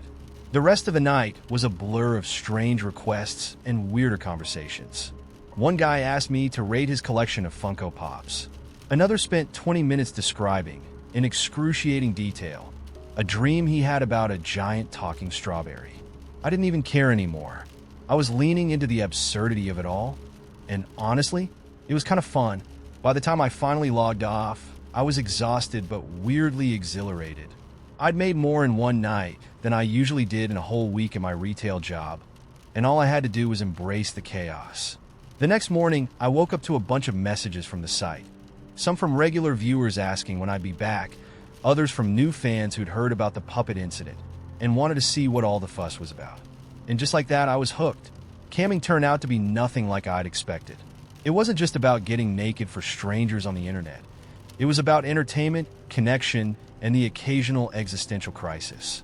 Sure, there were nights when the requests got creepy or when I felt like I was losing my mind. But there were also moments of genuine joy, like the time a guy paid me $100 just to tell him dad jokes for an hour, or the regular who always tipped me extra if I wore my lucky socks. It wasn't the life I'd imagined for myself, but it was life on my terms. And for the first time in a long time, that felt pretty damn good. Would I recommend it? Honestly, I have no idea. It's not for everyone, but if you can laugh at the weirdness and roll with the punches, it's not the worst way to pay the bills. And hey, at least now I've got some great stories to tell at parties. It started with tequila shots, as most bad decisions do. My friends and I had planned a quiet night. Just a few drinks at our favorite dive bar, catching up after a brutal work week. But, as usual, just one drink turned into, let's see where the night takes us. The night took us to a downtown spot filled with loud music, sweaty bodies, and neon lights that made everyone look hotter than they actually were. That's where I met him. He wasn't drop-dead gorgeous, but there was something magnetic about the way he carried himself. The kind of confidence that said he didn't care whether you noticed him. Except you did, because who could ignore that type of swagger? We locked eyes from across the room, and before I knew it, he was buying me a drink, his hand brushing against mine just long enough to feel intentional. I didn't even ask his name. It didn't seem important at the time. The conversation flowed easily, though I can't remember a single word of it. What I do remember is how he looked at me, like I was the most fascinating person in the world, even though I was just a little drunk and giggling at all his jokes. There's a particular kind of magic that exists in those fleeting moments where nothing outside the two of you seems real. I didn't want it to end, and apparently, neither did he. We left the bar without saying goodbye to my friends. The cold night air sobered me up just enough to question whether this was a good idea. But then he kissed me. That kiss wasn't polite or tentative. It was the kind of kiss that says, we both know exactly how this night is going to end. And so, we tumbled into a cab together, hands all over each other like we couldn't bear the thought of waiting until we got to his place. His apartment was small but neat, the kind of place that tells you a guy lives alone, but takes some pride in keeping things presentable. We barely made it through the door before we were on each other. Clothes hit the floor in a trail leading to his bed, and everything about it felt electric. The tension, the urgency, the way our bodies fit together. It was one of those nights you replay in your head over and over again because it felt too good to be real. In the moment, I felt free. No expectations, no strings, no awkward morning after conversations to dread. Just pure, unfiltered pleasure. But the thing no one tells you about those wild nights? They come with a price. And that price usually shows up the morning after, like an emotional hangover that's way worse than the physical one. I woke up to sunlight streaming through a gap in his curtains, my head pounding from the tequila, and his arm draped lazily over me. For a second, everything felt perfect. Then reality kicked in. I stared at the ceiling, my mind spinning with questions I didn't have the answers to. Why did this feel so damn good in the moment, but so hollow now? Was I supposed to just get dressed and leave? Should I stay and try to turn this into something more? Did I even want that? He stirred next to me, mumbling something I couldn't make out, and I knew then that it was time to go. I slipped out from under his arm as quietly as possible, gathering my clothes from the floor like I was on a scavenger hunt. There's nothing quite like putting on last night's outfit and realizing it doesn't feel like you anymore. I didn't leave a note. What was there to say? Thanks for the great night, but I think I'm having an existential crisis now. Instead, I tiptoed out of his apartment, hoping the door wouldn't make too much noise when I closed it behind me. The walk home was brutal. Every step felt heavier than the last, and the city that had seemed so alive just hours earlier now felt cold and indifferent. I stopped at a coffee shop on the way, thinking a latte might make me feel human again, but even the caffeine couldn't shake the weird sadness that had settled in my chest. It wasn't just guilt. It was something deeper, a sense that I was chasing something I couldn't quite catch. I told myself I was fine with casual hookups, that I didn't need a relationship to feel fulfilled. But as I sat there, sipping my coffee and scrolling aimlessly through my phone, I realized that wasn't entirely true. It wasn't about him, specifically. I didn't want to call him or see him again. It was about what the night represented, a fleeting high that left me feeling lower than before. I wanted more. I wanted connection, intimacy, the kind of love that doesn't disappear with the sunrise. But admitting that felt like admitting defeat, like I'd failed at being the carefree, independent woman I thought I was supposed to be. Over the next few days, I tried to shake it off. I told myself it was just one night, no big deal. But every time I thought about it, that same hollow feeling crept back in. I started avoiding my friends, afraid they'd ask how the night went, and I'd have to fake a smile and say, it was fun. Because it was fun, until it wasn't. I wish I could say that was the last time I had a casual hookup, but it wasn't. There were a few more after that, each one leaving me with the same uneasy feeling. And eventually, I had to confront the truth. I wasn't cut out for this. Not because there's anything wrong with casual sex, but because it just didn't align with what I really wanted. It took me a while to figure that out. For a long time, I kept thinking I just needed to meet the right person, have the right kind of night. But the more I searched, the more I realized that what I was looking for couldn't be found in a stranger's bed. These days, I'm a lot more careful about who I give my time and my body to. It's not about rules or judgment. It's about knowing myself and respecting what I need. I still go out, still have fun, but now I do it on my own terms. And when someone catches my eye, I ask myself, am I doing this because I want to or because I'm trying to fill a void? Sometimes I miss the thrill of those wild nights, the adrenaline, the freedom, the sense of possibility. But I don't miss the aftermath. I don't miss waking up with that heavy feeling in my chest, wondering if I was living my life the wrong way. And honestly, the peace I've found in being honest with myself is worth more than any night of passion ever could be. Our high school had this tradition of doing elaborate senior pranks. Every year, the seniors tried to outdo the previous class with something even more outrageous. One year, they filled the school pool with Jell-O. Another year, they put a car on the roof of the science building. But none of those compared to what happened the year we graduated. It was supposed to be a simple prank. One of those harmless, funny ones that would make everyone laugh. But what started as a prank ended up becoming something we still talk about at every reunion. We call it the goat incident.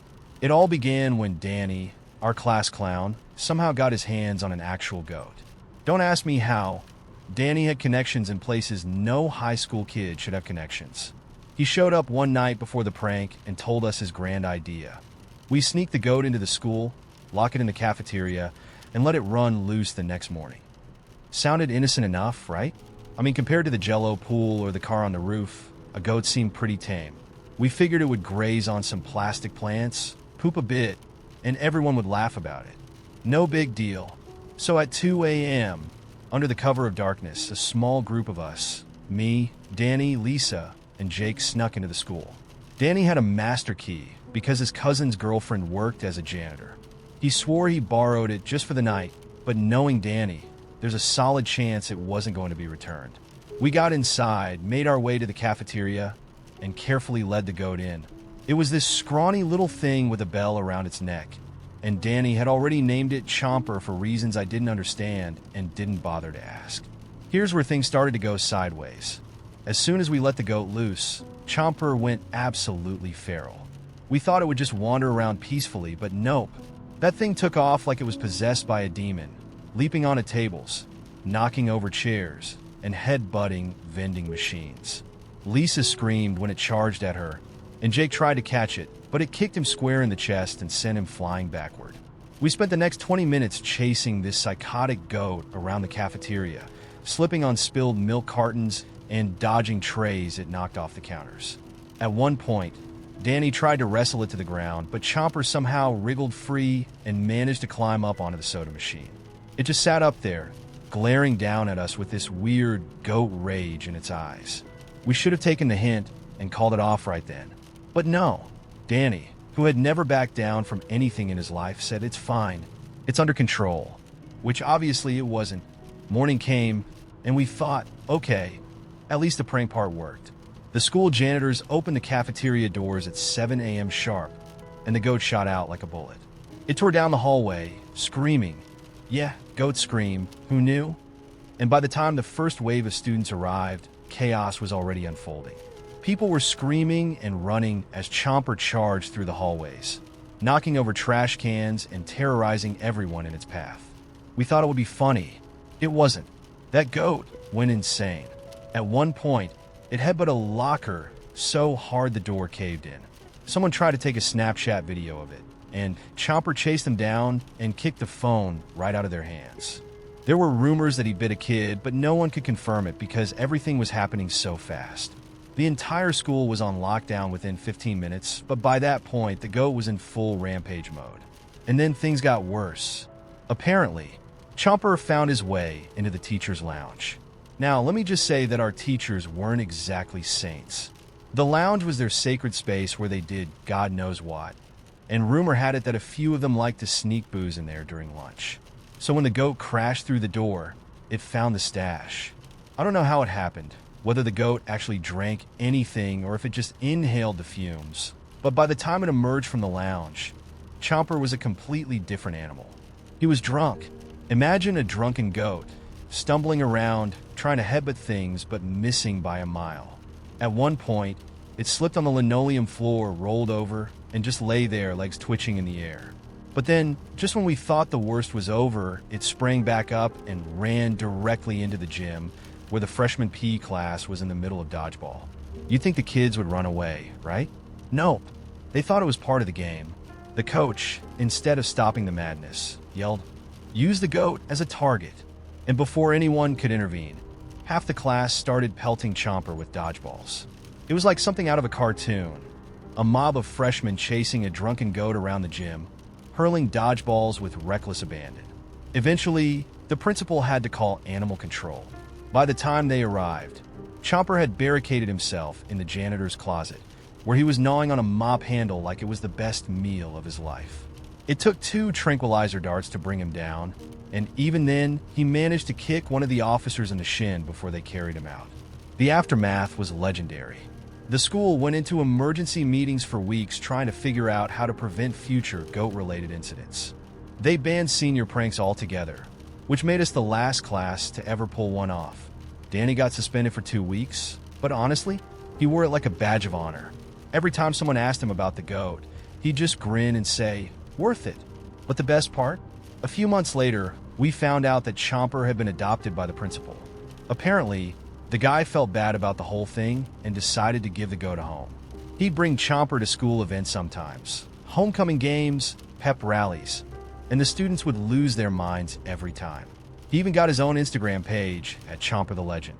Last I checked, he had more followers than the school's official account. So yeah, that's the story of how a simple senior prank spiraled into complete anarchy and ended with our principal adopting the most infamous goat in town. No one ever topped it. Honestly, I don't think anyone ever could. This all started because of a stupid road trip. My buddy Chris invited me to join him and his mom on a long weekend getaway to the coast. He made it sound innocent enough, just a casual family trip with extra room in the car and a free Airbnb his mom's friend lent her. I was in a weird place mentally and thought a weekend by the beach might do me some good. Big mistake. Now, Chris's mom, Stephanie, was always, let's say, noticeable. She was in her early 40s but didn't look a day over 35. Blonde hair, always perfectly styled, sharp features, gym-fit figure. And it wasn't just her looks. Stephanie had this energy about her. She walked into a room and people noticed. She wasn't shy about teasing us, either, like she was part of the group instead of the parent. I never thought anything of it before. Until that trip, we were about halfway through the drive when the vibe started to shift. Chris fell asleep in the back seat, and it was just me and Stephanie up front, listening to music and making small talk. At some point, she started asking me about my love life, how I was single if I'd been seeing anyone. Her questions felt a little too personal, but she had that playful tone, like she was just messing with me. "Can't believe a cute guy like you is still on the market," she said, flashing me a smile that lingered just a second too long. I laughed it off, brushing it aside, but I could feel the air between us getting heavier, like we were stepping into dangerous territory. I told myself it was harmless. She was just being nice. Flirty, sure, but it didn't mean anything, right? We got to the Airbnb late that night. One of those cozy beach houses with 2 mini-throw pillows and not enough outlets. There were only 2 bedrooms. Chris took one, and Stephanie and I were left to figure out the sleeping arrangements. "There's a pull-out couch," she said with a grin, "but you can sleep in my bed if you want. I don't mind sharing." I froze, not knowing how to respond. It was a joke. It had to be. But then she gave me this little wink, and I knew it wasn't. I slept on the couch. The next day was a blur of beach walks and beers on the patio. Chris spent most of the afternoon surfing, leaving me alone with Stephanie. She offered to make us drinks, and before I knew it, we were lounging on the deck, sipping cocktails and laughing like old friends. She touched my arm when she laughed, letting her hand linger a bit longer than necessary. I noticed, and I didn't hate it. When Chris got back, we all went out to dinner. It was fun, normal. I almost forgot about the weird energy between me and his mom. Almost. Later that night, after Chris crashed early, Stephanie found me out on the deck. She brought another bottle of wine and plopped down next to me, close enough that our legs touched. "You don't have to sleep on that couch again, you know," she whispered, her voice low and teasing. I knew I should have said no. I knew I should have stood up and gone inside. But instead, I stayed. We sat there for what felt like hours, drinking and talking, the conversation becoming more and more personal. She told me about her divorce, how lonely she'd been, how hard it was to date at her age. There was this vulnerability in her voice that caught me off guard, like she was tired of pretending she had it all together. Then she kissed me. It wasn't some shy, hesitant kiss. It was deliberate, confident, like she'd been waiting for this moment and wasn't about to let it slip away. And God help me, I kissed her back. We stumbled into her room, trying to stay quiet so we wouldn't wake Chris. Every logical thought in my brain was screaming at me to stop, but I ignored them. The weight of her body against mine, the way her fingers tangled in my hair. It was intoxicating. The next morning was a mess of awkward glances and hushed conversations. Stephanie slipped out of the room early, and I pretended to still be asleep when Chris knocked on the door. I couldn't look him in the eye during breakfast. Every time he spoke, the guilt clawed at my chest. Stephanie, on the other hand, acted like nothing had happened. She smiled, laughed, teased me in front of Chris like the night before hadn't just shattered every unspoken rule of friendship. We left the coast that afternoon, and the whole drive back was painfully normal. Chris chatting away in the back seat, oblivious to the fact that I'd just betrayed him in the worst way possible. I thought that would be the end of it. A one-time mistake I could bury and never speak of again. But Stephanie had other plans. She started texting me, casual stuff at first, just checking in, asking how I was doing. Then the messages became more frequent, more intimate. Late-night texts about how much she missed that weekend, how much she wanted to see me again. And, God help me, I wanted to see her too. So we did. Chris had no idea. We met up a few times over the next couple of months. Coffee shops, hotel rooms, her house when Chris was out. Each time I told myself it was the last, that I couldn't keep doing this. But every time she reached out, I caved. It wasn't just the sex, though that was part of it. It was the way she made me feel, wanted, needed, like I was the only one who saw the cracks in her perfect facade. But secrets like that don't stay hidden forever. It all came crashing down one night when Chris showed up unexpectedly at his mom's house. We were sitting on the couch, laughing about something stupid, and then the door swung open, and there he was.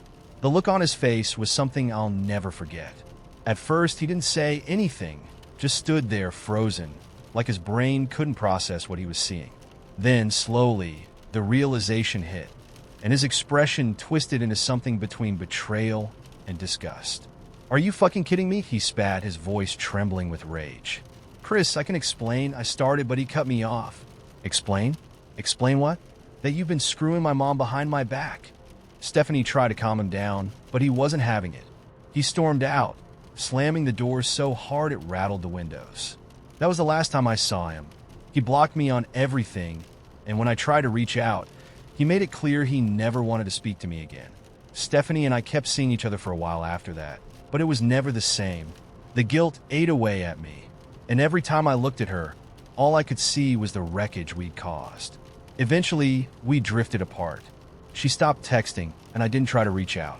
It's been years now, and I still think about that weekend sometimes, about the moment I should have walked away but didn't. Some mistakes you can laugh off. Others, they stay with you. This one, it's tattooed on my soul. It was a few years ago when I was in my early 20s. My best friend, Aaron, and I had taken this road trip out west. Just the two of us, hitting the kind of back roads that barely even exist on a map. We were heading through Utah, chasing the kind of sunsets you only see once in a lifetime, with the windows down, music blasting, and no real plan other than find somewhere cool to camp. Around dusk, we found this dirt road leading off the highway, winding through some canyons. No signs, no fences, just an open invitation into nowhere. We figured we'd camp there for the night. It was perfect. Far enough from civilization to avoid crowds, but not so remote that it felt dangerous. At least, that's what we thought at the time. We drove until the canyon walls closed in around us and the last light of the sun bled out into the horizon. The air smelled like dry rock and sagebrush, and the stars were just starting to flicker awake. We parked near what looked like an old riverbed, grabbed our stuff, and hiked a little further in to set up camp. The whole time we were walking, I couldn't shake this weird feeling. It wasn't anything obvious. No noises, no shadows in the corner of my eye. Just this quiet unease, like someone had brushed the back of my neck with cold fingertips. I told myself it was just the weird silence of the place. The wind made everything feel still, like the whole canyon was holding its breath. But whatever it was, I kept it to myself. Aaron seemed perfectly fine, whistling some stupid tune as he set up the tent. The night came fast. We made a small fire, ate some sandwiches, and cracked open a couple of beers. The stars were insane, more than I'd ever seen in my life. But that weird feeling hadn't gone away. If anything, it was worse now. The fire felt too small, like it wasn't enough to keep the dark at bay. I couldn't stop glancing over my shoulder, expecting something. I don't even know what. Just something. Aaron noticed. "Dude, what's up? You're acting weird." I shook it off. "Nothing. Just the place feels off." He rolled his eyes. "You always get like this when it's too quiet. Relax. It's just us out here." That made me feel a little better, and for a while, we just sat in silence, staring at the fire. But then, somewhere off in the distance, we heard it. A crunch. It wasn't loud, but it was distinct. Like a footstep. Aaron froze, his beer halfway to his mouth. I met his eyes, and for the first time, I could see it on his face too. That same unease I'd been feeling all night. We both turned towards the sound, straining to listen. Nothing.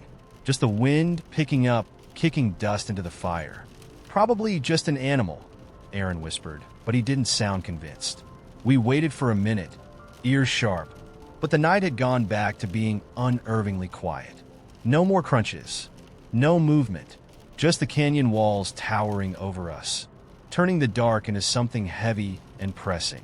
Aaron shrugged and went back to his beer, trying to act normal, but I couldn't shake the feeling that we weren't alone anymore. About an hour later, the fire started to die down. Aaron climbed into the tent first, saying he was beat. I stayed up a little longer, poking at the embers and trying to shake the tight knot in my stomach. Eventually, I gave up and crawled into the tent too. I don't know how long I was asleep before it happened. One second I was dreaming about something random, and the next I was wide awake, heart pounding, every muscle locked tight.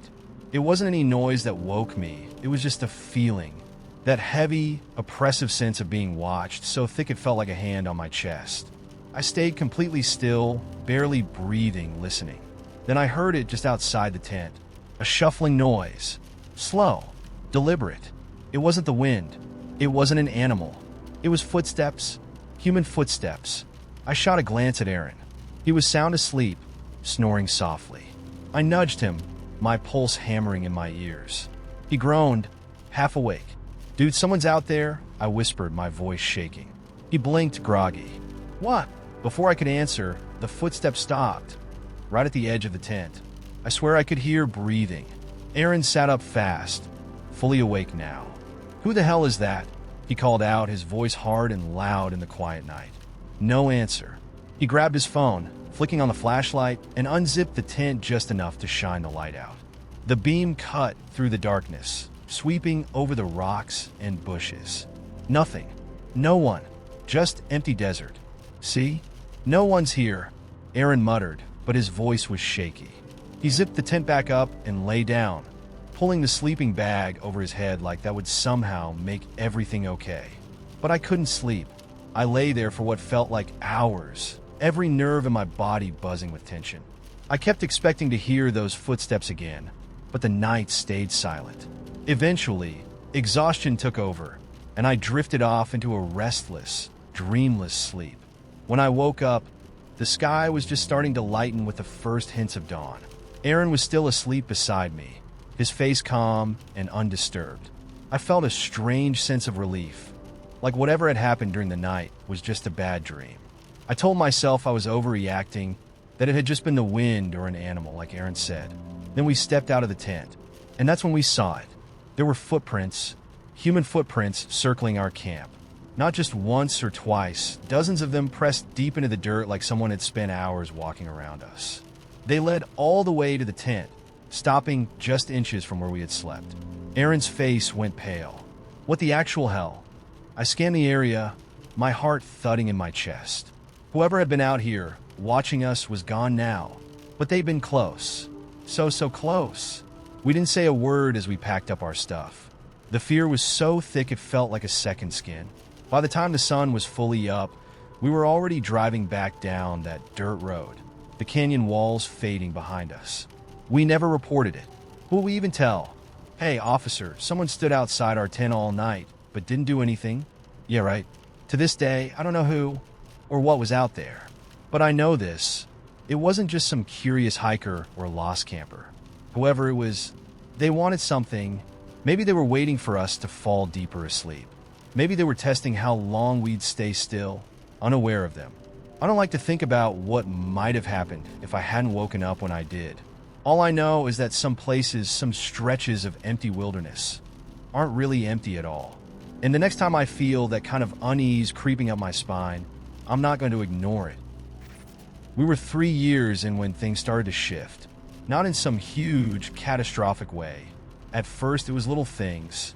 He started texting more, which wouldn't have been weird except that he never used to text at all. The man could leave a message unread for days, sometimes weeks, without thinking twice. Now his phone was glued to his hand. Not just when we were out, either. It was everywhere, at the dinner table, in bed, even during movies. And not just scrolling Instagram or mindlessly playing games. He was always typing. Fast, I asked once, "Who are you texting so much?" expecting some casual answer, like work or family. But he barely looked up. Just a group chat, he mumbled. But here's the thing, he wasn't a group chat kind of guy. His closest friend was a guy named Pete who lived 2 states away, and their version of texting was exchanging memes twice a month. Group chat my ass. Still, I didn't push it.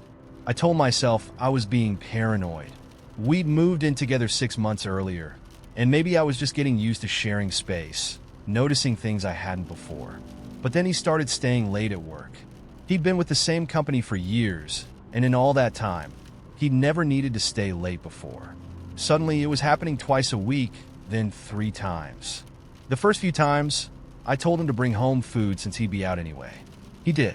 By week 4, he stopped even pretending, and that's when I found the receipts. Literally, a crumpled up paper in his jacket pocket from some fancy restaurant downtown, with 2 entrees and a bottle of wine listed. I didn't think much of it at first. Maybe he'd taken a client out. But when I asked him about it, he blinked like I'd caught him off guard. "Oh, that was from lunch with the team," he said too fast. Must have slipped my mind. Here's where things get murky, because I wanted to believe him. I wanted to believe that all these little things were just coincidences, just quirks of our new life together. But in my gut, something didn't sit right. And if you've ever been in a situation like this, you know exactly what I mean. It's like a tiny alarm in the back of your mind, ringing just loud enough to unsettle you, but not loud enough to act on. The phone was the next big red flag. He'd always been pretty relaxed with it, left it on the counter face up, unlocked half the time.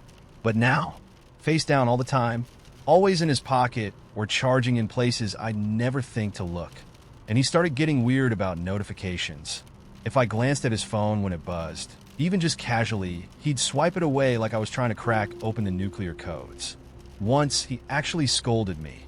"Can I have any privacy?" It wasn't even angry, just exasperated. Like I was being unreasonable for noticing the shift in his behavior. The night it finally clicked for me, we were supposed to have dinner together, just the 2 of us, nothing fancy. I'd spent the whole day looking forward to it. But at the last minute, he got a call from work.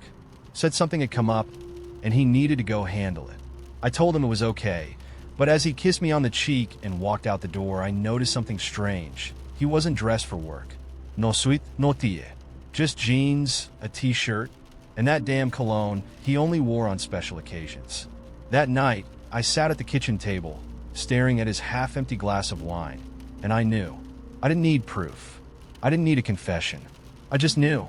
But knowing and accepting are 2 very different things. So, I decided to wait. Maybe I was wrong, I thought. Maybe he really was working late, and I was being ridiculous. But deep down, I already knew the truth. 2 days later, I found the proof I hadn't even been looking for. He left his laptop open on the couch, probably by accident, and I saw it. An email. A confirmation for a hotel reservation. For a weekend trip I knew nothing about. My stomach dropped. I couldn't breathe. I clicked the email, hoping, praying that maybe it was a mistake. Maybe he'd booked a surprise trip for us, and I was about to feel really stupid. But no, it was her name on the reservation. I didn't know who she was, but I knew she wasn't me. When he got home that night, I was waiting.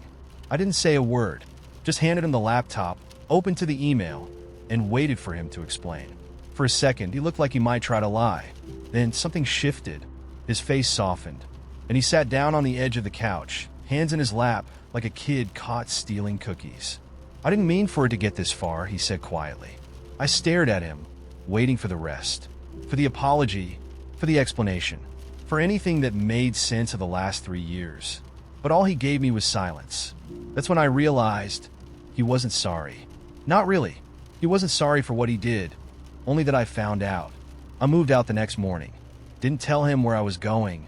Didn't leave a note. Just packed a bag, walked out the door, and never looked back. A week later, he texted me, "I miss you." I blocked his number. It's been almost a year now, and every once in a while I think about that night at the kitchen table. About the wine glass sitting there, untouched, waiting for someone who was never going to show up. And I think about how many signs I ignored, how many red flags I dismissed because I didn't want to believe the truth. But the thing is, once you've seen it, you can't unsee it. The lies, the excuses, the gaslighting, they stick with you. Now, when I meet someone new, I notice every little thing. Every glance at their phone, every vague explanation. I don't ask questions anymore. I just watch. Because if there's one thing I've learned, it's this. If someone's going to betray you, they'll show you. You just have to be willing to see it. And next time I will. I was already regretting my decision before I even made it to the gym. The plan was to turn over a new leaf, get in shape, feel good, fix my life, all that inspirational nonsense. But by the time I parked in the lot, I was seriously debating if sitting in the car for 45 minutes and pretending I worked out would give me the same mental health benefits. The gym looked exactly like every other gym. Fluorescent lights that made everyone's skin look a little worse, people in expensive athleisure pretending they weren't competing with each other, and machines that I wasn't entirely sure how to operate without dislocating something. I scanned the room, already overwhelmed, and thought about the 14 different ways I could escape unnoticed. But I was wearing sneakers, and there's some weird sense of honor that kicks in when you've made it this far. So I took a deep breath, tightened my laces, and hoped I wouldn't die on the treadmill. There was a guy at the front desk who looked like he lived at the gym, shredded but not bulky, just the right amount of smug. His name tag said Ryan in bubbly letters that someone had tried to make cute, but Ryan's expression suggested he had not found it amusing. "First time here?" Ryan asked, with that mix of friendliness and pity reserved for people obviously out of their depth. I nodded, wishing I could just evaporate into the rubber floor. "Yeah, thought I'd give it a try." "Nice," he said, swiping a key tag across the scanner. "If you have any questions about the equipment, just let me know." Then he gave me a smile, one of those you'll quit in a week, but I'm required to be supportive smiles, and went back to scrolling on his phone. I wandered toward the cardio machines, pretending I knew what I was doing. The treadmills were packed with people running like their lives depended on it, sweat glistening under the overhead lights. I found an empty one, climbed on, and pressed a random button that made the belt start moving way too fast. For a second, I thought I might shoot off the back like a cartoon character, but I managed to slow it down, gripping the rails like my life depended on it. I glanced at the timer. 2 minutes in. Only 2 minutes? It felt like I'd been running for a lifetime. A guy on the treadmill next to me was sprinting at a speed that should have been illegal. He wasn't even winded, just casually scrolling through playlists on his phone, as if he wasn't outrunning every bad decision he'd ever made. I hated him immediately. By the 5-minute mark, I was already out of breath. My lungs burned, my legs wobbled, and I was sweating in ways I didn't know were possible. I considered pretending I got a phone call and making a dramatic exit, but I was afraid Ryan would see me leave and log it somewhere in a secret loser book. So I kept going, counting down the seconds until I could stop without looking like a complete failure. Eventually, I gave in. 10 minutes, okay, 9 minutes and some change. I stepped off the treadmill, dizzy and disoriented, and tried not to collapse. A woman nearby gave me a sympathetic smile as she wiped down her machine.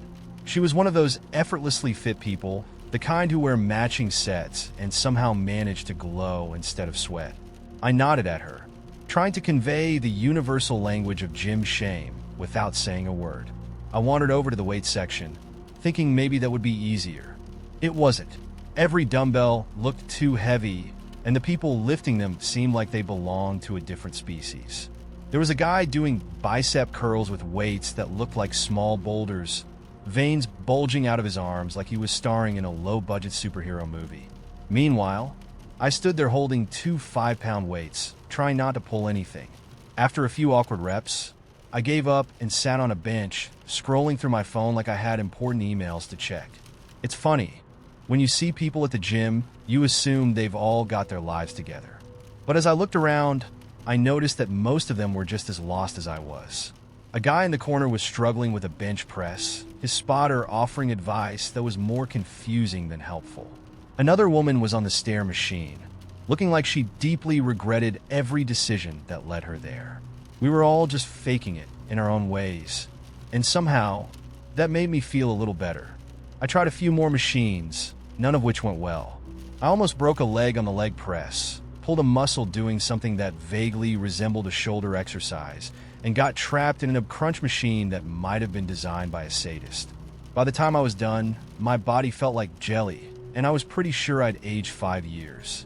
I ended up in the locker room, slumped on a bench, trying to summon the energy to change back into my regular clothes.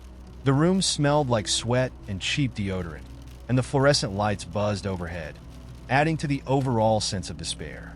I sat there for a moment, letting the fatigue settle into my bones, and wondered if it was too late to become the kind of person who just accepts being out of shape. A guy walked in, probably around my age, wearing a hoodie and looking just as exhausted as I felt. He plopped down on the bench next to me and let out a deep sigh, the kind that says, "What the hell am I doing here?" without needing words. "Rough workout?"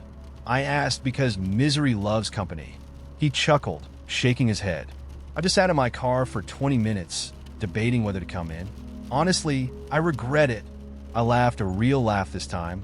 Same. I almost left after the treadmill. Thought about just telling people I worked out and calling it a day. He grinned. Man, I wish I had done that. But no, now my arms feel like noodles. We sat there for a few moments, both of us too tired to move, but too stubborn to admit defeat. There was something weirdly comforting about it. Two strangers, bonded by the shared absurdity of trying to better ourselves in a place designed to make us feel like we never would. After a while, he stood up, groaning like an old man. "All right, time to face the world. Good luck, man." "Yeah," I said, giving him a tired salute. "See you out there." I changed out of my gym clothes, threw my sweaty socks into my bag, and shuffled out to the parking lot. The cold air hit my face, sharp and refreshing, and for a second, I felt strangely good. Not great, but good, like maybe I hadn't completely failed. As I sat in my car, I checked my phone. No missed calls, no important messages. Just the usual notifications that didn't really matter. I stared at the steering wheel for a moment, thinking about how much effort it took just to show up, to try. And maybe that was enough.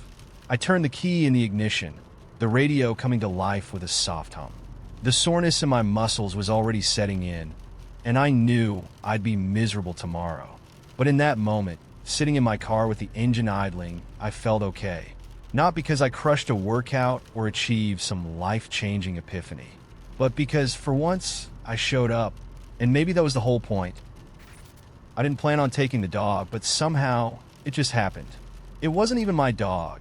Belonged to Anna, my ex-girlfriend, but when I went to pick up the last of my stuff from her place, he came bounding up to me like nothing had changed. Tongue out, tail thumping, all excitement and innocence, like I hadn't spent the past month ignoring his pictures and her texts. She'd send those, "Look how cute he is" kind of messages, like she thought the dog might be enough to reel me back in. I guess in the end, it kind of worked. I was halfway to the door with my duffel bag slung over one shoulder when the dog, Barkley, gave me that look. The kind of look dogs have perfected, sad and hopeful all at once, as if saying, "Don't go. I promise I'll be good." Anna was standing in the kitchen, arms crossed, pretending she didn't care. "So, that's it?" she asked, not looking at me, but stirring her tea too aggressively. I could feel the tension from across the room. "That's it," I said, because what else was there? It had all been said already. I didn't want to drag it out any longer. Clean breaks are supposed to be good for you, like ripping off a Band-Aid. Only it never feels that way. It just feels like skin tearing. Barkley whined softly, and before I knew what I was doing, I crouched down and scratched behind his ears.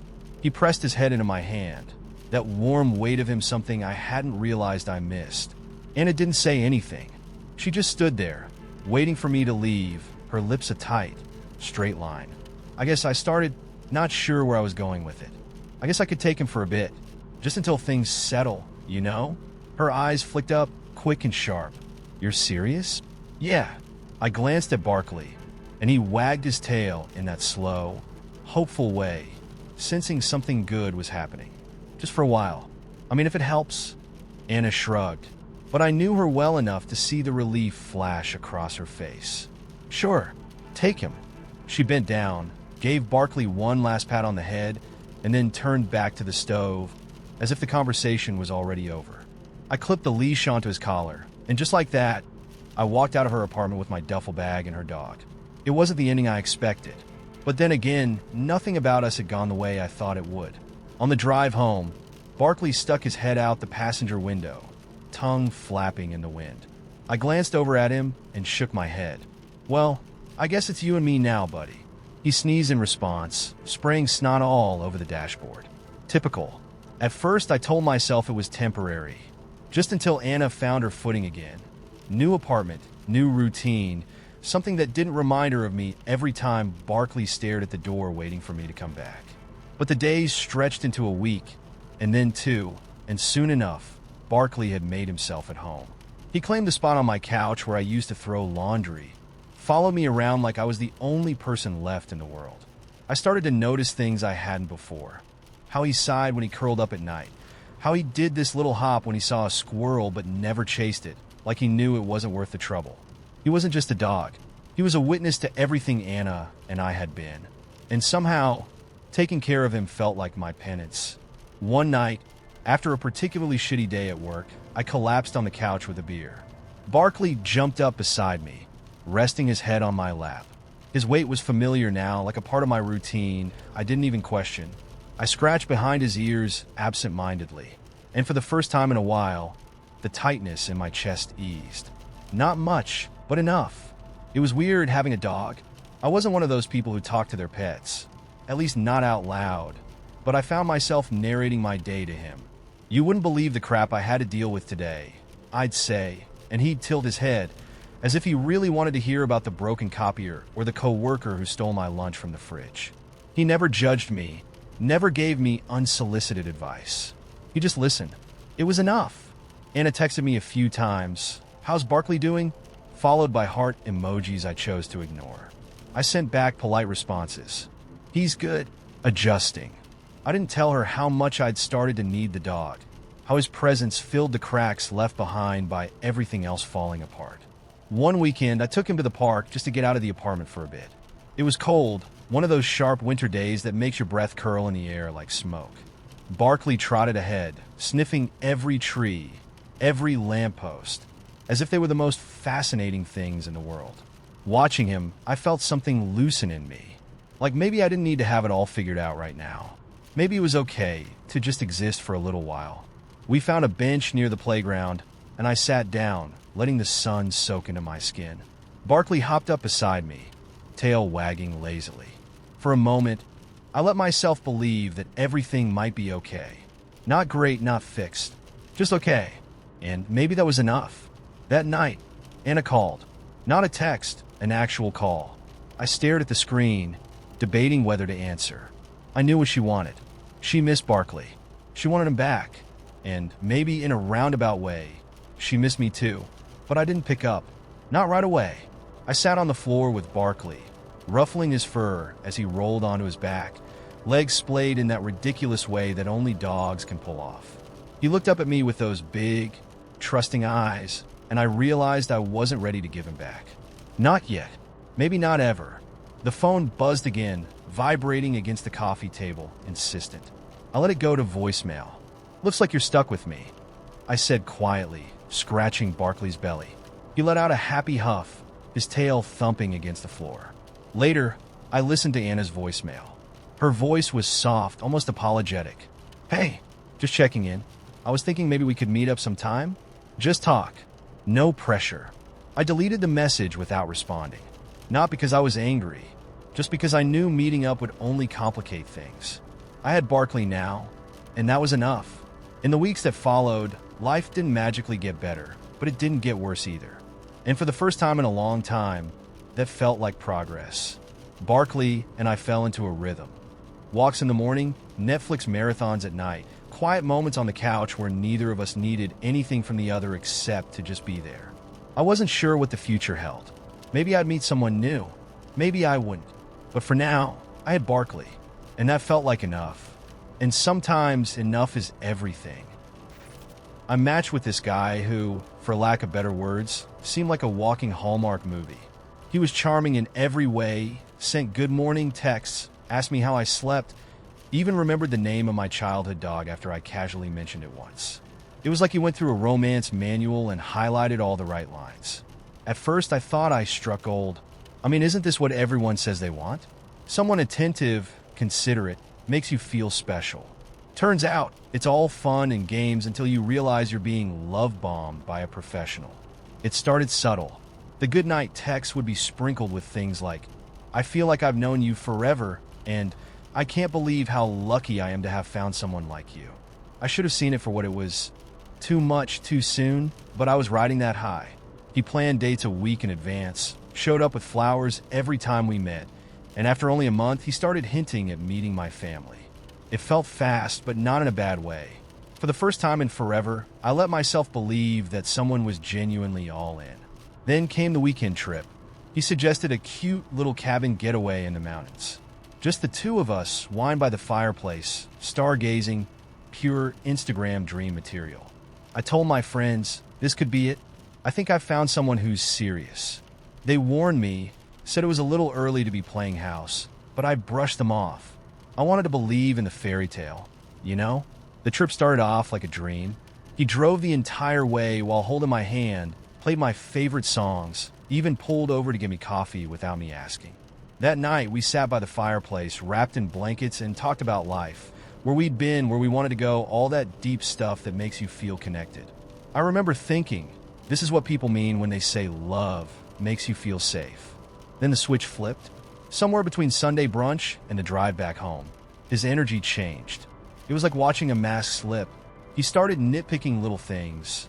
How I put my feet on the dashboard, the way I pronounced certain words, even how I chewed my food. At first, I laughed it off, thinking maybe he was just tired from the weekend. But his tone got sharper, like every small thing I did suddenly annoyed him. It wasn't the playful banter from before. It felt mean, almost calculated. By the time we pulled into my driveway, I felt like I'd spent the last 2 hours walking on eggshells. He gave me a half-hearted kiss on the cheek and said, "Text me when you get inside," then drove off like he couldn't wait to leave. I stood there, holding my weekend bag, confused as hell.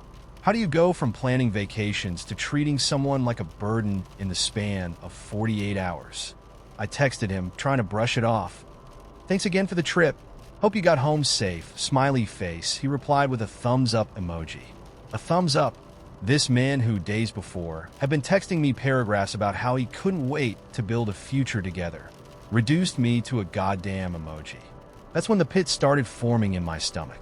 You know that feeling when you realize something's slipping through your fingers, but you can't quite stop it? Over the next few days, his texts became shorter, colder. The long, flirty conversations dwindled into single-word responses. He'd leave me on read for hours, then reply like nothing was wrong. I felt myself slipping into panic mode, wondering what I did to make him pull back. I tried giving him space, then tried checking in more often, hoping I could somehow crack the code and make things go back to the way they were. But nothing worked. The more I tried, the further he withdrew, until one day he just stopped responding altogether. No explanation. No, this isn't working out. Just silence. like I was a book he decided not to finish reading. I sent one last message. If you're not interested anymore, it's okay. Just tell me so I can move on. He didn't reply. Instead, a couple of days later, I noticed he'd unfollowed me on Instagram and removed me from his close friends list. That stung more than I care to admit. I spent weeks replaying everything in my head, trying to make sense of it. How does someone go from saying, "I feel so lucky to know you," to disappearing without a word? It felt like emotional whiplash. I kept telling myself that I must have missed some red flag, that maybe I'd rushed into things too fast. But the truth? He just lost interest. That's all it was. He got bored, and instead of being an adult about it, he chose to vanish like a ghost in the night. The worst part is, I still miss the version of him I met in the beginning. I hate that I do. I know it wasn't real, that it was all just love-bombing bullshit, but I can't help it. I miss the guy who held my hand on the drive to the cabin, who made me feel like I was the most interesting person in the world. It's like mourning a person who never actually existed. I'm trying to move on, but dating feels different now. Every time I meet someone new, I find myself waiting for the switch. I scan their words, their actions, looking for signs that they'll eventually pull back. It's exhausting living with one foot out the door. I hate that I've become this skeptical version of myself. I want to believe in love. I really do, but it's hard when every experience leaves you a little more jaded. The thing that really gets me? I know I'm not alone in this. Everyone I talk to has a similar story. A whirlwind romance that ended without warning. A partner who turned cold for no reason. A connection that felt so real until it wasn't. It's like dating today is just a series of false starts. You meet someone, get your hopes up, only to have them dash the moment things get even a little bit real. I tell myself I'll take a break from dating, focus on myself, maybe do some yoga or journaling or whatever self-care nonsense Instagram is selling these days. But then a cute guy will message me out of the blue, and I'll think maybe this time will be different. Spoiler, it never is. I hate how hope works that way, how it sneaks back in even when you swear you're done. I've started joking with my friends that dating today is like trying to find a needle in a stack of red flags. Every guy I meet comes with some kind of catch, emotional baggage, unresolved trauma, or an ex they're still hung up on. It's like everyone's walking around half-healed, hoping someone else will do the rest of the work for them. And honestly, I'm tired of it. I'm tired of trying to be understanding, tired of giving people the benefit of the doubt, tired of investing in connections that never seem to go anywhere. Some days, I think about deleting all the apps, throwing my phone into a lake, and just adopting 10 cats. At least cats are consistent. They either love you or hate you, no in between. But then again, who knows? Maybe one day, I'll meet someone who surprises me, someone who actually sticks around. Until then, I'll be here, dodging red flags and hoping for the best, but expecting the worst. It's a hell of a way to live, but it's the only way I know how.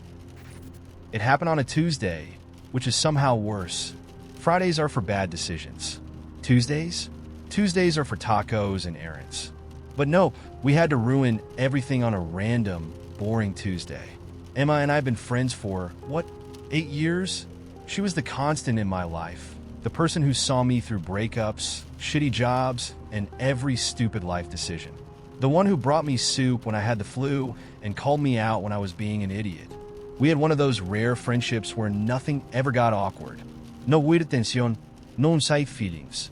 Just easy, comfortable, reliable. Until that damn Tuesday. We were at her place, as usual.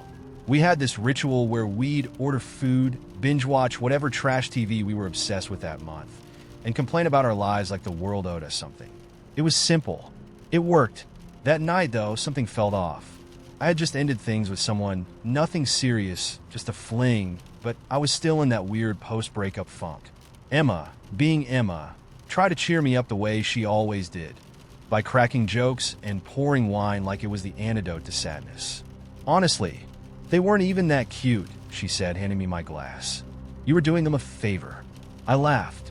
That's the thing about Emma. She always knew exactly how to make me feel better.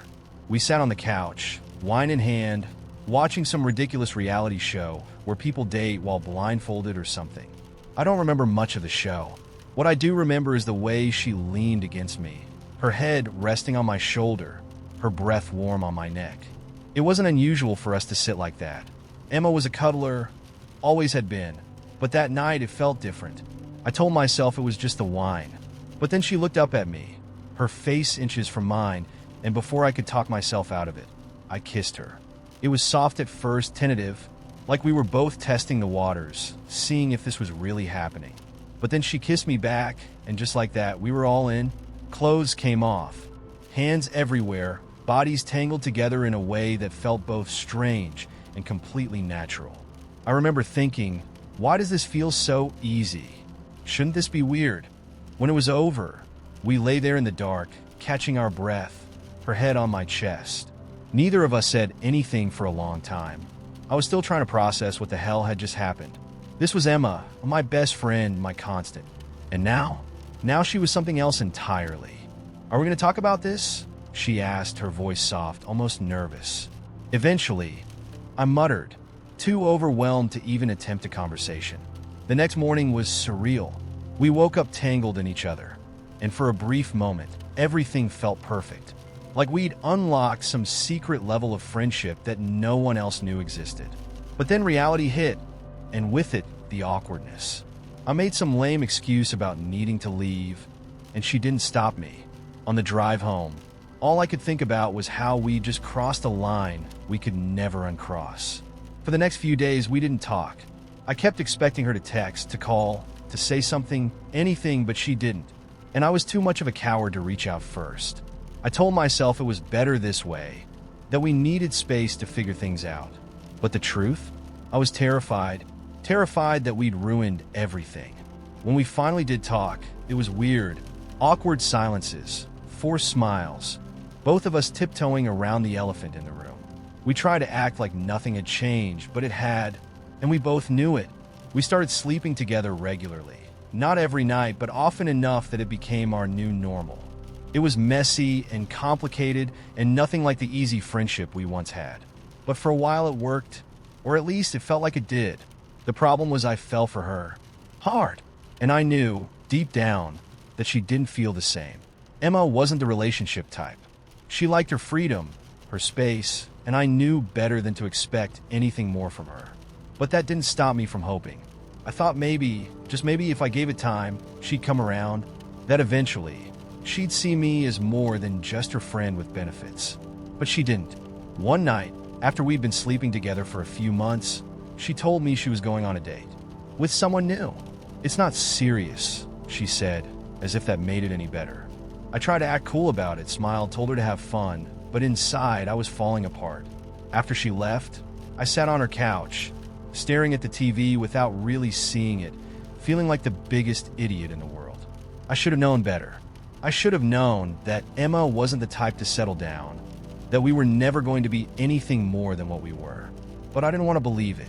A few days later, I told her I couldn't do this anymore, that it was too hard, that I couldn't keep pretending I was okay with just being friends. She looked at me with this sad, understanding expression, like she'd known all along that this was where we were headed. I'm sorry, she said. I never wanted to hurt you. And the thing is, I believe her. Emma never meant to hurt me. But that didn't make it hurt any less. We stopped talking after that. Not because we wanted to, but because we didn't know how to be in each other's lives without it hurting. It's been months now, and I still think about her every day. Every time my phone buzzes, I hope it's her. Every time I hear a song she likes or see a meme she'd laugh at, I have to resist the urge to send it to her. But I don't, because some things, once broken, can't be fixed. And maybe that's okay. Maybe not all friendships are meant to last forever. Maybe some are just meant to teach you something, to show you a piece of yourself you didn't know existed. Emma taught me a lot. She taught me that love isn't always enough, that sometimes, no matter how much you care about someone, it's not enough to make them stay. And maybe, in the end, that's the hardest lesson of all. But if I had the chance to do it all over again, I probably would, because for a little while, I got to love her. And that, I think, is worth everything. It was one of those nights that starts innocent enough. Drinks with friends, a little pregame at someone's apartment, just trying to take the edge off a stressful week. I didn't plan for anything to happen. I swear, I wasn't out there hunting for some wild, reckless adventure. But you know how it goes. The vibe shifts, and suddenly you're standing in front of a jukebox with some stranger talking about how Born to Run is the greatest song ever written, even though you haven't listened to Bruce Springsteen in years. He wasn't even my type. Too tall, kind of awkward with that scruffy, I haven't figured out adulthood yet look that should have set off alarms. But there was something about the way he smiled, like he couldn't believe his luck talking to me. Flattering, sure. Plus, I had just enough tequila in my system to find everything a little funnier, a little more charming. One minute we're trading jokes, the next his hand is on the small of my back, and it feels like the most natural thing in the world.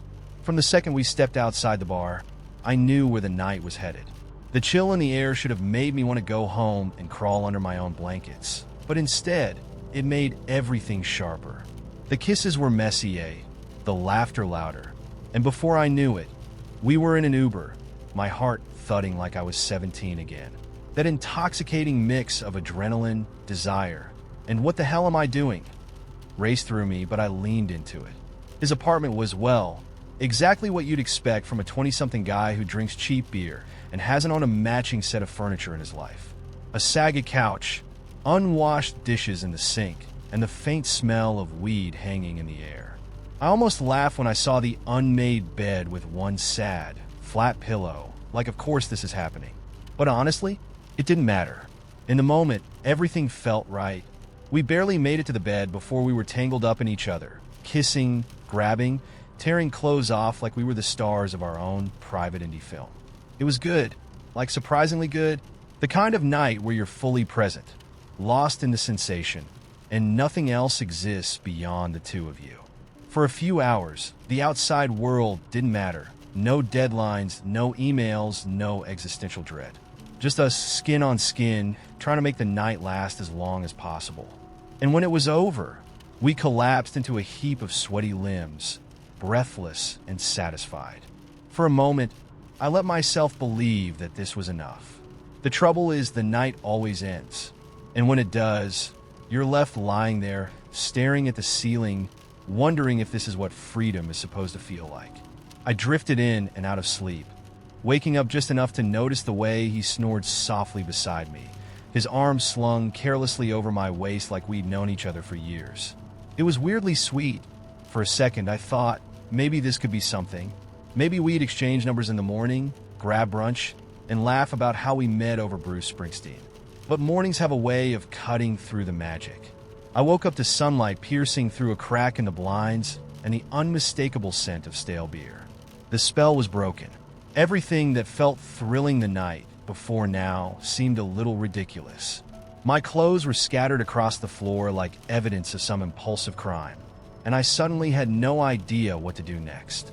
He was still asleep, snoring softly, blissfully unaware that I was having a minor existential crisis next to him. I thought about waking him up, maybe saying something flirty to ease the awkwardness, but the words got stuck in my throat. I didn't want small talk. I didn't want a half-hearted exchange of phone numbers. I just wanted to leave before the weight of regret settled in. So I did what anyone in my situation would do. I quietly gathered my clothes, shoved my heels into my bag, and slipped out the door without a sound. The hallway smelled like someone's late-night pizza order, and I couldn't help but laugh at the absurdity of it all. Here I was creeping out of some stranger's apartment at 9 a.m., hungover and barefoot, with Bruce Springsteen lyrics still looping in my head. Tramps like us, baby, we were born to run. The Uber ride home was sobering in every sense. My head throbbed, my stomach churned, and I couldn't stop thinking about how empty I felt. Not just physically, but emotionally, like I'd been chasing some kind of high that never really existed in the first place. I told myself it was fine, that these things happen, and no one gets hurt if you don't let them. But deep down, I knew that wasn't entirely true. It wasn't about him. I didn't care if I never saw him again. What bothered me was the gnawing realization that I was using these nights to distract myself from something bigger. I thought casual hookups were supposed to be fun, carefree, empowering. And maybe they are for some people, but for me, they were starting to feel like a Band-Aid slapped over a gaping wound. Over the next few weeks, I tried to shake off the feeling, but it clung to me like cigarette smoke. Every time I thought about that night, I felt this strange combination of nostalgia and regret, like I missed the thrill of it but hated how it left me feeling afterward. My friends told me not to overthink it. It's just sex, they said, as if that was supposed to make everything better. But it's never just sex, is it? Not when you're lying awake at 2 a.m., replaying the night in your head and wondering if you'll ever feel truly satisfied. Not when you realize that every casual encounter leaves you craving something deeper, something real. I tried dating for a while after that, thinking maybe I just needed the right person to pull me out of my funk. But even that felt forced, like I was pretending to be someone I wasn't. The truth is, I didn't know what I wanted. I just knew I didn't want this. Hookups that left me feeling emptier than before, relationships that never seemed to go anywhere, and a constant sense that I was running from something I couldn't quite name. It took me a long time to figure out that the problem wasn't the guys or the sex or even the morning after regret. The problem was me. Trying to use these fleeting moments to fill a void I didn't know how to fill on my own. I wanted connection, but I was too scared to admit it. I wanted intimacy, but I kept settling for surface-level thrills because they were easier to find. I'm still working on it. I still go out, still flirt with strangers, still get tempted by the promise of wild nights and no-strings-attached fun. But I'm learning to listen to that little voice in the back of my head, the one that asks, "Is this what you really want?" Most of the time, the answer is no. And honestly, that feels like progress. It all started at a graduation party. My friend Dan had just finished his degree, and his parents threw this huge bash at their lake house. Everyone was there, classmates, neighbors, even some professors. The drinks were flowing, music blaring, and the energy was high. It felt like the kind of night where anything could happen. I didn't know Dan's mom, Marcy, all that well. I'd only met her a couple of times before, and she seemed nice. One of those moms who acted more like a fun older sister. She was in her late 40s, but could have easily passed for 35. Long brown hair, a killer smile, and the kind of body that made you double take without meaning to. Still, she was Dan's mom. I didn't even entertain the thought. At least, not until later that night. Dan was busy hopping from group to group, being the life of the party, so I wandered around, looking for a quiet spot to get some air. I found myself on the back deck, where Marcy was sitting alone, sipping from a wine glass. She smiled when she saw me and waved me over. Escaping the chaos, she asked, her voice smooth and relaxed. "Something like that," I replied, taking a seat beside her. We started talking, and before I knew it, I was telling her about my recent breakup. She listened, nodding sympathetically, and at one point she put a hand on my arm. A small gesture, but it felt warm, reassuring. "You'll bounce back," she said, squeezing my arm gently. "You're too cute to stay single for long." I laughed, brushing it off as harmless flirting. But there was something in the way she looked at me, like she wasn't just being nice. I told myself I was imagining it. Then she leaned in a little closer, and I caught a whiff of her perfume, something floral and intoxicating. We sat there for a while, chatting and laughing, and the more we talked, the more I felt comfortable. Too comfortable. At some point, Marcy mentioned that she'd been feeling lonely since her divorce. "It's weird," she said, swirling the wine in her glass. "You get used to having someone around, and then suddenly, you're alone." There was a pause, just long enough for the tension between us to thicken. I could feel it pressing down on me, daring me to say something, to do something, and before I could stop myself, I leaned in and kissed her. To my surprise, she kissed me back, not cautiously, but eagerly, like she'd been waiting for it. The kiss deepened, and everything around us disappeared. The music, the chatter, the fact that this was Dan's mom. None of it mattered. We pulled away, breathless, and Marcy gave me this sly smile, like she couldn't quite believe what had just happened. "Come inside," she whispered, her voice low and inviting. I knew it was a terrible idea. I knew I should have said no. But instead, I followed her inside, past the partygoers who were too drunk or distracted to notice us slipping away. We ended up in her bedroom, the door clicking shut behind us. The next few hours were a blur of tangled sheets, whispered promises we both knew we wouldn't keep, and a kind of intensity that felt reckless and thrilling. When it was over, we lay there in the dim light, the reality of what we'd just done slowly creeping in. Marcy propped herself up on one elbow, tracing lazy patterns on my chest. "We probably shouldn't tell anyone about this," she said with a soft laugh. Yeah, I agreed, trying to ignore the knot of guilt forming in my stomach. I snuck out of her room sometime after midnight, slipping back into the party like nothing had happened. Dan was too drunk to notice anything unusual, and I told myself that as long as no one found out, everything would be fine. But things didn't end there. The next morning, Marcy texted me. Just a simple thanks for last night with a winking emoji. I stared at my phone, debating whether or not to respond. I knew it was a bad idea, but I also couldn't get her out of my head. So I texted back. We started meeting up in secret late-night drinks at her place. Stolen moments when Dan wasn't around. It was exhilarating at first, like we were living in our own little world, separate from reality. But the guilt was always there, lurking in the background. Every time I saw Dan, it gnawed at me a little more. Things came to a head one night when Dan invited me over for dinner. It was supposed to be a casual thing, just us, a few beers and some pizza. But the second I walked in and saw Marcy standing in the kitchen, wearing that same sly smile, I knew it wasn't going to be a normal night. Dan had no idea, of course. He joked around like always, completely oblivious to the fact that I'd been sleeping with his mom for weeks. Marcy acted normal too, but there was a gleam in her eye that made my stomach churn. After dinner, Dan went upstairs to grab something, leaving me alone with Marcy. She sauntered over, standing way too close, her breath warm against my neck. We should stop, I whispered, though I wasn't sure if I meant it. She gave me that same wicked smile and leaned in, her lips brushing against my ear. Do you really want to? I didn't answer. I didn't need to. But then Dan came back downstairs, and for a moment, everything felt like it was teetering on the edge of disaster. He plopped down on the couch, completely unaware of the tension crackling between me and his mom. I left shortly after that, making some excuse about an early morning meeting. But as I drove home, the weight of everything hit me like a punch to the gut. This wasn't just some fling. This was a full-blown disaster waiting to happen. The next time Marcy texted, I didn't respond. I couldn't. I knew if I kept going, it would destroy everything. My friendship with Dan, my own peace of mind, maybe even Marcy's relationship with her son. She tried calling a couple of times, but I ignored those too. Eventually, the messages stopped. I haven't talked to Dan since that night. He never found out. Not as far as I know, anyway. But the guilt never really went away.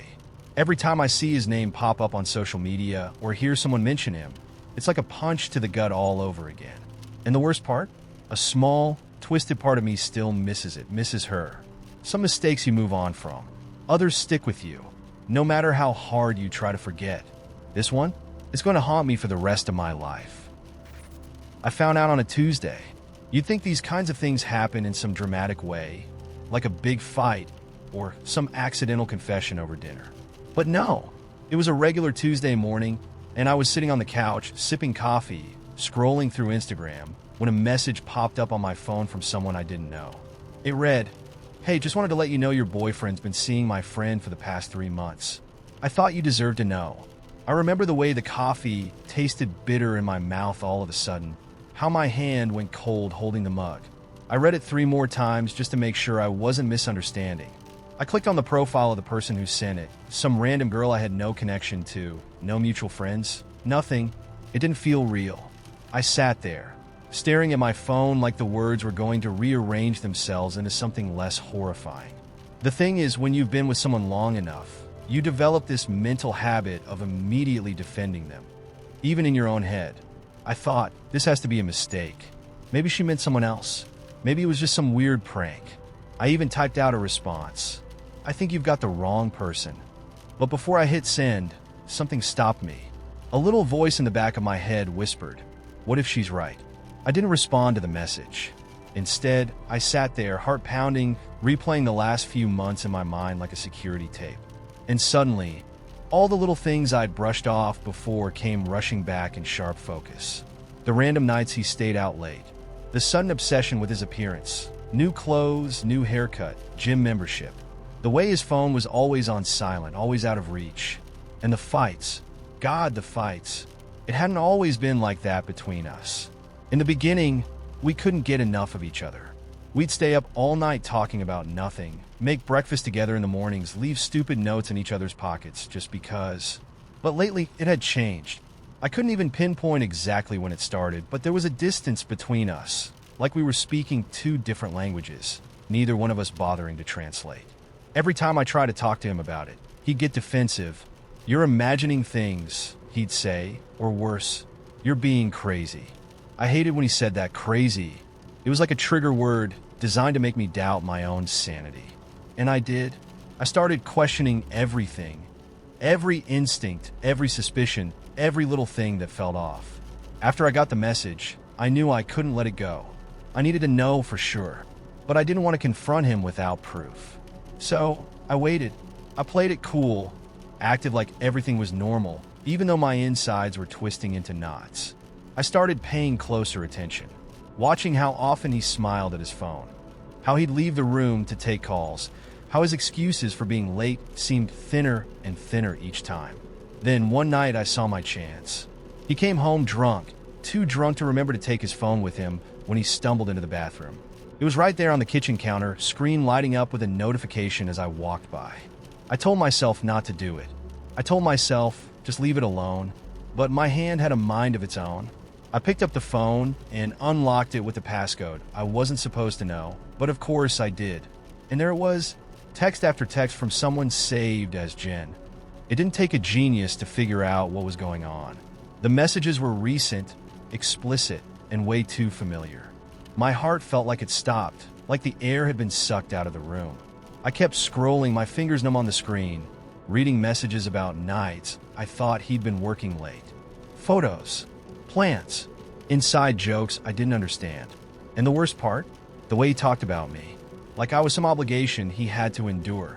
I put the phone down, my hands shaking so badly I thought I might drop it. I wanted to scream, to throw things, to wake him up and confront him right then and there. But instead, I just sat on the kitchen floor, knees pulled to my chest, staring at the screen until it went dark. It felt like my brain couldn't catch up to what my eyes had just seen. He stumbled out of the bathroom a few minutes later, mumbling something incoherent before collapsing onto the couch.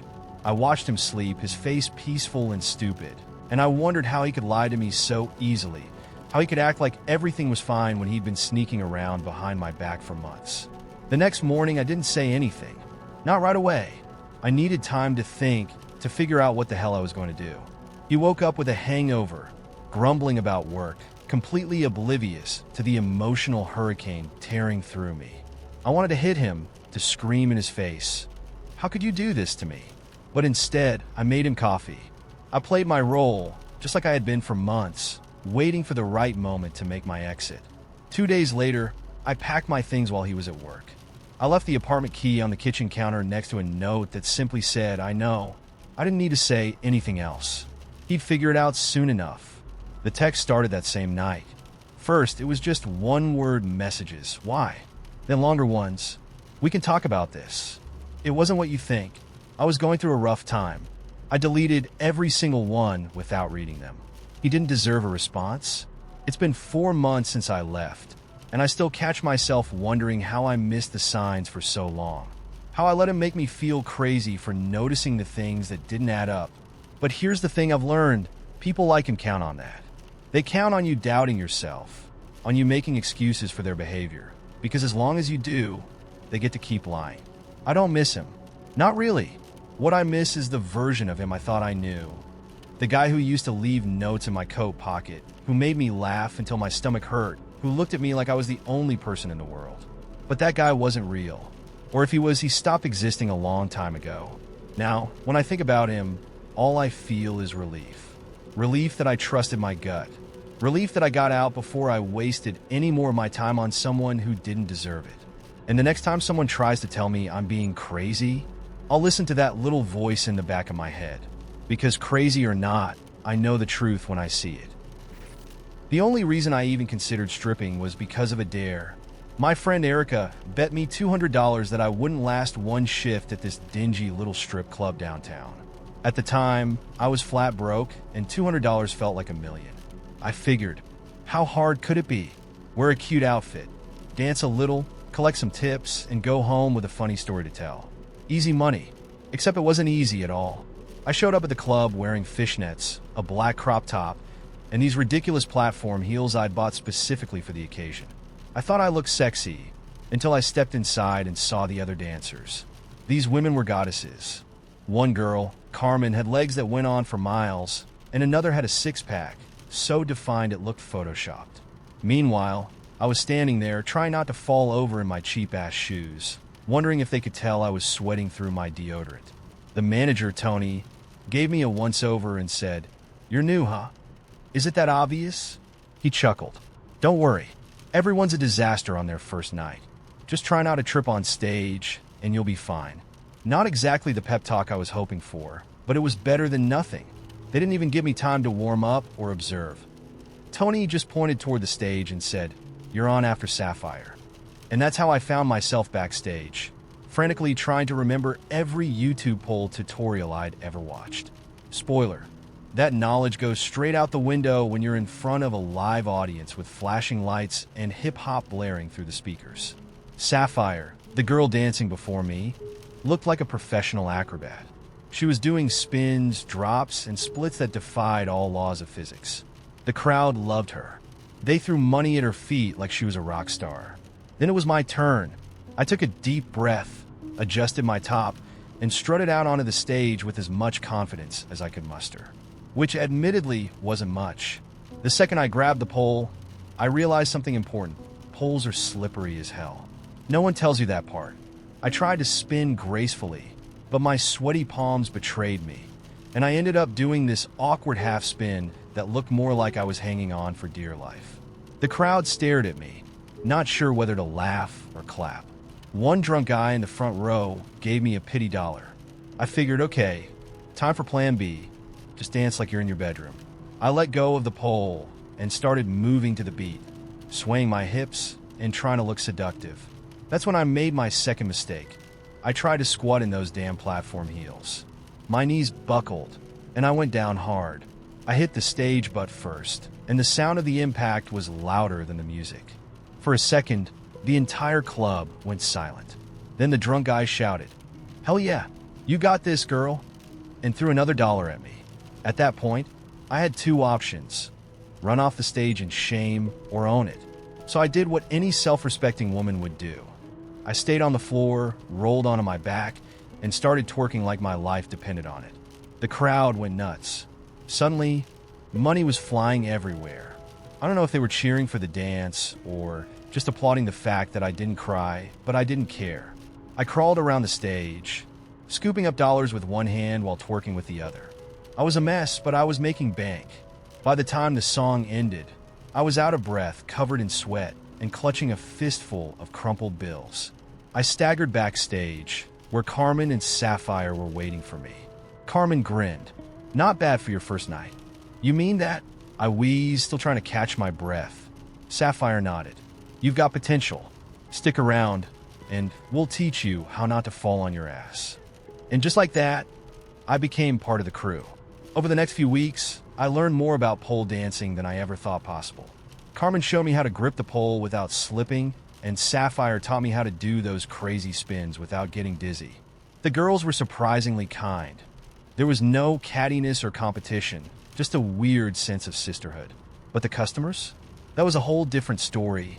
One night, a guy tried to pay me with coupons to a burger joint. Another time, some dude begged me to stomp on his sandwich while he filmed it. The weirdest part? That was not the strangest request I got that week. There was also the occasional creep who got too handsy, but the bouncers were always quick to step in. One guy grabbed my thigh without asking, and Tony, the same laid-back manager who barely looked up from his phone most nights, dragged him out by the collar and banned him for life. "Nobody touches my girls," Tony said, cracking his knuckles like a mob boss. It was strangely comforting. And then there were the regulars, the ones who just wanted to talk. I'll never forget Dave, this middle-aged guy who came in every Friday night without fail.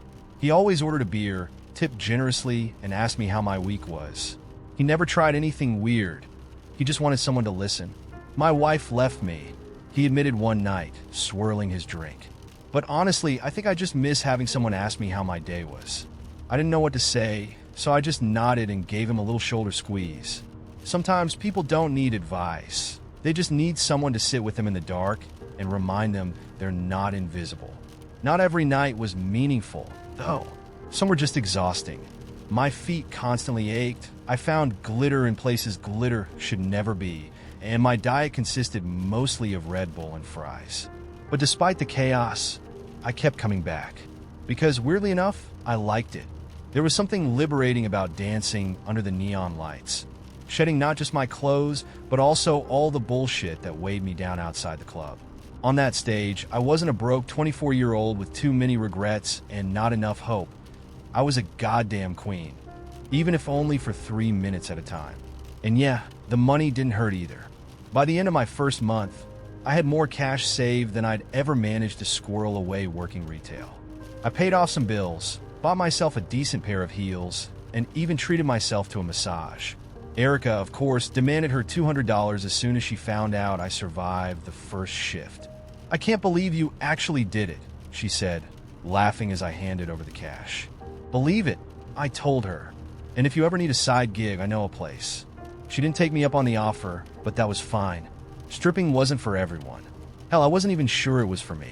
But for now, it was enough. And sometimes, that's all you can really ask for. This one started in driver's ed.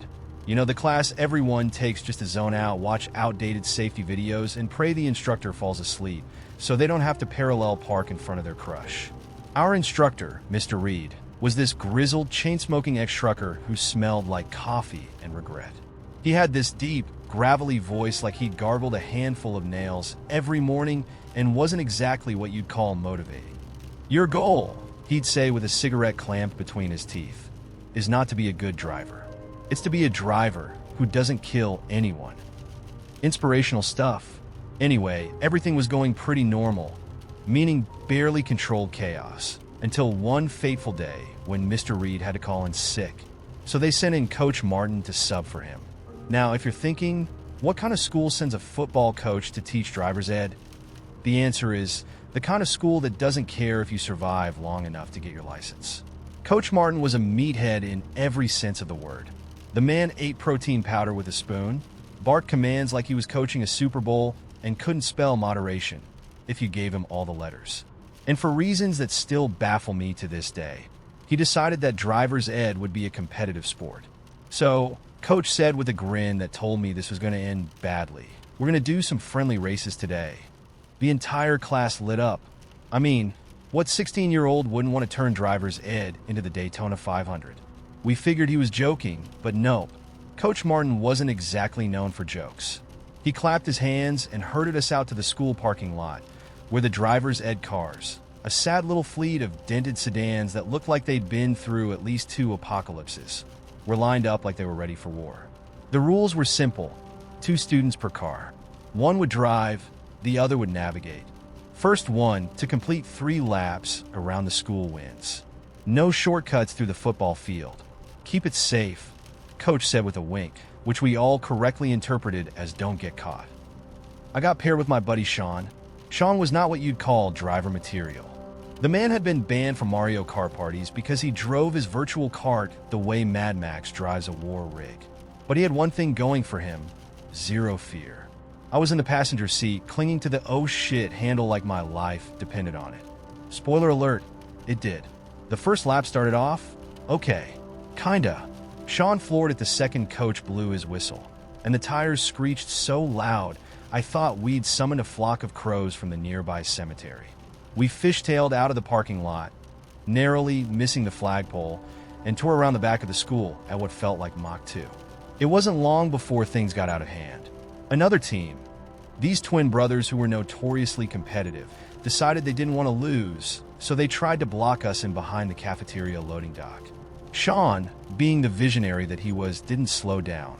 He sped up. "Sean, you're going to hit the dumpster." I yelled. "Not if the dumpster moves first," he shouted back. And then he did it. The absolute maniac hit the dumpster head on. But instead of stopping, the dumpster rolled backward on its wheels, slamming into the cafeteria doors with a thunderous bang. Lunch ladies came spilling out in a panic, trays flying everywhere, while we sped off like we were in a heist movie. By the second lap, the race had fully devolved into chaos. One of the other teams had their car stuck halfway on a curb. Two guys were chasing each other on foot after one bailed out of his vehicle mid-turn. And Coach Martin was standing on the roof of a minivan, screaming faster. Drive like you mean it. Then we saw her, Principal Swanson. She must have heard the commotion because she came storming out of the main office, clipboard in hand, looking exactly like the kind of person who could ruin your whole week with a single detention slip. Sean and I made eye contact, and in that split second, we knew if we got caught, we were dead. So naturally, Sean made the worst possible decision. Hold on, he muttered, slamming the gear shift into reverse. What do you mean, hold on? He floored it again, this time backward, and before I could even process what was happening, we were flying in reverse toward the school's mascot statue, the giant fiberglass panther that sat in front of the gym. The other racers scattered like pigeons. Principal Swanson screamed something about expulsion, but her voice got drowned out by the roar of our engine. The plan, if you can even call it that, was to drift around the statue and escape back onto the course. In Sean's mind, this was going to be a smooth, fast and furious level maneuver. In reality, we clipped the panther's tail, sent it toppling over, and crashed into the flagpole we'd narrowly missed on the first lap. The impact was loud enough to shatter windows. I mean, people inside the school heard it. There was this horrifying moment of silence, broken only by the slow, pitiful wobble of the fallen panther statue. And then everything happened at once. The school resource officer came sprinting out of nowhere. Principal Swanson started shrieking like she'd just witnessed a murder. And Coach Martin? That lunatic was standing on top of the minivan, fists raised in victory, yelling, "That's what I'm talking about." Long story short, we lost the race. And also, Sean's driver's ed privileges. And also, Coach Martin's job. Turns out, the school district didn't appreciate students being encouraged to recreate need for speed during school hours. Who knew? But here's the kicker. We didn't even get suspended. Apparently, the school board decided that expelling half the senior class 3 weeks before graduation wasn't worth the paperwork. So instead, they gave us all Saturday detention and sent a very stern email to our parents about the incident involving the Panther statue and unauthorized vehicle races. Sean, of course, wore the whole thing like a badge of honor. At graduation, he got the loudest cheer when they called his name, mostly because everyone thought he was going to show up in a driver's ed car and do donuts across the football field. He didn't. But for the rest of the year, whenever anyone asked me about driver's ed, I just smiled and said it was educational. And honestly, it was, just not in the way the school intended. I found myself at the DMV again, holding a ticket that might as well have read "Abandon hope, all ye who enter here." My license had expired 3 months ago, and I put off renewing it long enough that ignoring it started to feel like a lifestyle choice. But I couldn't avoid it anymore. The universe, or at least the lady behind the counter, wouldn't let me drive without the government's permission much longer. The waiting room was exactly what you'd expect. Linoleum floors that reflected nothing, plastic chairs arranged in rows, and the dull hum of a TV in the corner playing something no one cared about. The people waiting with me looked like they'd given up on happiness sometime around the first now serving announcement. I shuffled to an empty seat and tried to sit still, but the vibe of the DMV makes even basic patience feel like punishment.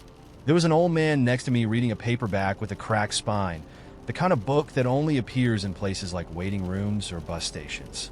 Across from me, a teenager in a hoodie was slumped so far into his seat, it looked like gravity had given up on him. To my left, a mom tried to wrangle 2 kids who were determined to run the place like they owned it. And somewhere nearby, a printer made that slow, choking sound that printers always make when they're running out of ink, just loud enough to make you want to scream. I glanced at my ticket, B129. The display on the wall read A86. I did the math. I was going to be here a long time. I pulled out my phone and scrolled through my inbox, hoping for something, anything, to distract me from the slow drip of time. Work emails, spam, a friend's invitation to a Halloween party I knew I wouldn't go to. Nothing urgent, nothing exciting, just the usual electronic clutter. I thought about texting someone just to pass the time, but I didn't know who. Funny how you can have a list of contacts and still feel like you don't really have anyone to talk to. A voice crackled through the overhead speaker. now serving a 87 at window 3. The woman next to me let out a sigh, so heavy it felt like it carried the weight of all her regrets. I shifted in my chair, trying to find a comfortable position, and realized there wasn't one. Eventually, I leaned back and let my mind drift, counting ceiling tiles and wondering how much of my life had been wasted in places like this. Waiting rooms, checkout lines, traffic jams. These are the moments nobody warns you about when you're a kid. You grow up thinking life is going to be about big events and grand gestures, only to realize most of it is spent waiting for something mildly inconvenient to end. After what felt like an eternity, my number still wasn't close. I decided to stretch my legs. I wandered over to the vending machine, thinking maybe a pack of trail mix would make me feel like I was accomplishing something. Of course, the machine was half broken, and it wouldn't accept my crumpled dollar bill. I tried flattening it against my leg, but the machine spit it back at me like it was insulted by my attempt. Classic, I muttered under my breath. Just as I was about to give up, the teenager from earlier shuffled over, still glued to his phone. Without looking up, he pulled $1 from his pocket, smoothed it out in one practice motion, and fed it to the machine on the first try. "How'd you do that?" I asked, genuinely impressed. He gave me a lazy shrug. "Skill." The machine clanked, releasing his candy bar, and he wandered off without another word. I stood there for a second, holding my worthless dollar, feeling both impressed and absurdly defeated by a 15-year-old. Back in my seat, I tried to make myself care about whatever was on the TV, some talk show where two people were yelling about something I couldn't follow. The kids next to me were now racing each other across the rows of chairs, their mom too exhausted to intervene. I considered switching seats, but it felt like admitting defeat. The printer coughed again. Someone sneezed without covering their mouth. A woman across the room loudly chewed gum, each pop and smack drilling into my brain. I closed my eyes, took a deep breath, and tried to focus on anything other than how much I hated everything in that moment. And then, out of nowhere, the woman with the gum turned to me. "They never call your number when you're paying attention," she said, as if we were old friends. I gave her a polite smile, the kind you give strangers when you're not in the mood to talk but don't want to be rude. "Yeah, Murphy's Law, right?" She chuckled, pulling out a book from her bag. "I've been here 3 times this month. Every time, same thing. You look away for 1 second, and bam, your number gets called." There was something oddly comforting about her casual misery. We were all stuck here together, prisoners of bureaucracy, just trying to survive the ordeal. It was nice to know I wasn't alone in feeling like the universe was actively conspiring against me. B129 at window 5. The speaker crackled suddenly. I blinked. For a second, I thought I'd misheard. But there it was, my number glowing on the screen like a tiny beacon of hope. "Oh, thank God," I muttered, grabbing my things. The gum-chewing woman gave me a knowing grin. "Told you." I hurried to window 5, half expecting the universe to throw another wrench in my plans. Maybe the system would crash, or they'd ask for a document I didn't have. But no, miraculously, everything went smoothly. The clerk behind the window barely looked at me, typing my information into the computer with the kind of detached efficiency that only DMV employees possess. 5 minutes later, I was out the door, license renewed, free at last. The cold air hit me like a blessing, and I stood in the parking lot for a moment, savoring the feeling of being done. It wasn't a big victory, but it was mine. One less thing to worry about. One tiny box checked off the never-ending to-do list of life. On the drive home, I rolled down the window and let the wind whip through the car, blasting away the stale DMV air. For the first time in weeks, I felt a strange sense of accomplishment. Not because I'd done anything impressive, but because I'd endured. And maybe that's what most of life comes down to. Not grand achievements or Instagram-worthy moments, but surviving the little annoyances, getting through the days that don't feel special. The victories aren't always big. Sometimes they're just getting your license renewed, or figuring out a vending machine, or finding humor in someone else's gum-chewing wisdom. I pulled into my driveway, feeling lighter than I had all day. Life wasn't perfect, but it didn't have to be. Sometimes it's enough to just keep moving forward. One DMV line, one broken vending machine, one tiny triumph at a time. I didn't mean to lie to her. It just slipped out. the way little lies do when you're tired and backed into a corner. We were sitting across from each other at the bar, 2 beers deep into an evening that should have ended an hour ago. Maggie leaned in, her elbows on the sticky table, and asked, "So, are you happy?" And instead of telling the truth, I said, "Yeah, I think so." It was a reflex, like saying I'm fine when someone asks how you are, even when you're unraveling. I smiled as if to sell it, hoping she wouldn't notice the cracks around the edges. She just nodded, tipping her bottle toward me, like we were toasting to a shared delusion. We hadn't seen each other in years, not since college, really. She was passing through town for work, and we decided to grab a drink for old time's sake. Catch up, swap stories, pretend we were still the people we used to be. "Do you ever miss it?" Maggie asked, her voice low like a confession. "Miss what?" "Back then, when things felt simple." I took a sip of my beer, buying myself a moment. Sometimes I admitted, and that part at least was true. She smiled wistfully, swirling what was left in her bottle. "It's weird, isn't it? How you think you'll have everything figured out by now, and then one day you wake up and realize you're just winging it." "Yeah," I muttered. "We're all just faking it." We sat in comfortable silence for a while, watching the bar fill up around us. People laughed too loudly at nothing in particular, leaning into each other like the night might collapse if they didn't hold on tight enough. Maggie tapped her nails on the side of her bottle, lost in thought. "Do you ever think," she said slowly, "that maybe we were happier when we didn't know what we wanted?" I looked at her, wondering if she'd always been this perceptive, or if adulthood had sharpened her in ways I didn't expect. I wanted to say yes. I wanted to tell her that I thought about that all the time. That some mornings I woke up already tired, wondering if I'd taken a wrong turn somewhere along the way. But I didn't. "Maybe," I said instead, because maybe was a safe word, a non-answer that let me off the hook without really admitting anything. Maggie smiled again, but this time it didn't quite reach her eyes. We finished our beers and talked about nothing for a while: work, weather, the weird reality of running into old classmates at grocery stores. I could feel the night slipping away, the weight of unspoken things hanging between us, but neither of us reached for it. Eventually, she glanced at her phone. "I should probably head out," she said, though I could tell she didn't really want to leave. "Yes, same," I replied, even though I wasn't going anywhere. We stood awkwardly by the door, shuffling our coats on and avoiding each other's eyes. For a second, it felt like we were back in college again, standing on the threshold of a night we didn't want to end, unsure what came next. "Take care of yourself? Okay," Maggie said softly, pulling me into a quick hug. "You too," I whispered, squeezing her tighter than I meant to. As she walked away, I felt a strange ache settle in my chest. Not regret exactly, but something close to it. Like I just missed an opportunity, one didn't even know I wanted. I watched her disappear down the street, her figure swallowed by the glow of streetlights. And for a moment, I stood there, unsure what to do next. The night felt heavy and unfinished, like a book with the last chapter torn out. When I got home, the apartment felt too quiet. I kicked off my shoes, dropped my keys on the counter, and stood in the middle of the living room, feeling unmoored. My phone buzzed in my pocket, a message from Maggie. "It was good to see you. I missed this." I stared at the screen for a long time, trying to figure out how to respond. I typed out half a dozen replies and deleted each one. Everything felt too big or too small or just wrong.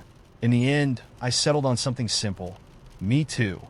I sent it and tossed my phone onto the couch, hoping the message wouldn't hang too heavily between us.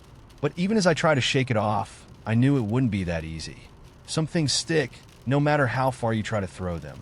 I grabbed a beer from the fridge and sat on the balcony, watching the city hum beneath me. Lights blinked in distant windows.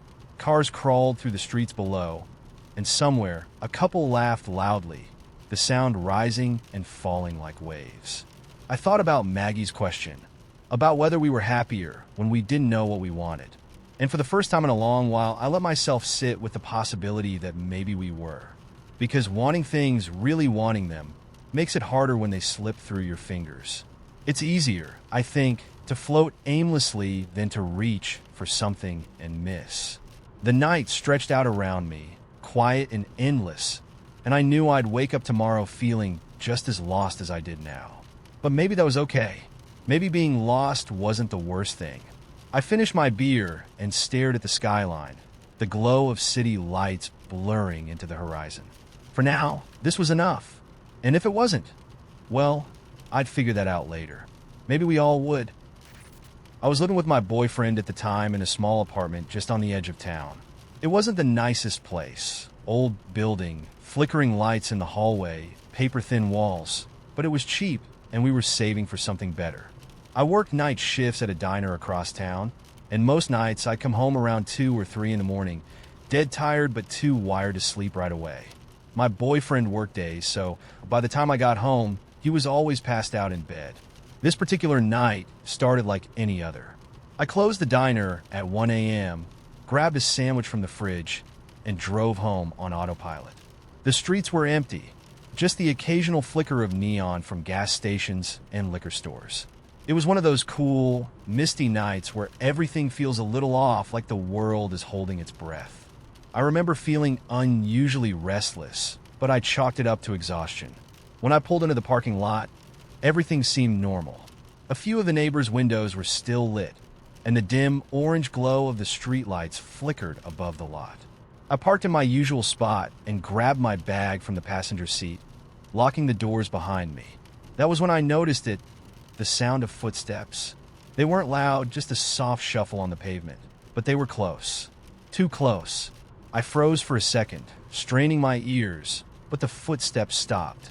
I looked around, my heart beating a little faster, but there was no one in sight. Just the same empty parking lot I'd parked in 100 times before. I tried to shake off the weird feeling crawling up my spine, telling myself it was nothing. Probably just the neighbor upstairs going out for a smoke. I headed toward the side entrance of the building. The key stuck a little like always, but I jiggled it until the lock clicked. As soon as the door swung shut behind me, that feeling of unease hit me hard, like the air had thickened, making it harder to breathe. I could hear the faint buzz of the hallway lights, see the peeling wallpaper and the damp spots on the ceiling. I'd walked this hallway 1,000 times before, but tonight, something was off. It felt like the shadows were watching me, pressing in closer with every step. I picked up my pace, my footsteps echoing weirdly in the narrow space. The apartment was on the second floor, so it wasn't a long walk, but it felt endless. The stairs creaked under my weight as I climbed, and I kept glancing over my shoulder, half expecting someone to be standing there. But there was no one. When I reached our door, I fumbled with the keys, my hands shaking for no reason I could explain. The key scraped against the metal before sliding into place, and I pushed the door open with a sigh of relief. Finally home. The apartment was quiet, just the way I left it. My boyfriend was in bed, a lump under the blankets, snoring softly. I locked the door behind me, turning the deadbolt and sliding the chain into place. Then, as usual, I dropped my bag on the couch and went to grab a glass of water from the kitchen. That's when I saw it, the window in the living room. It was open, not just a crack, but wide open, the curtain fluttering slightly from the breeze. I stopped dead in my tracks. I was sure we'd closed it earlier in the day. We never left it open at night. Our building wasn't in the safest part of town, and anyone could have climbed in from the fire escape. My stomach twisted. I slowly walked over to the window, heart pounding in my ears, and peered out. The fire escape was empty, just a rusty staircase leading down into the darkness below. But the nagging feeling that something was wrong wouldn't let go. I closed the window, locked it, and pulled the curtains tight.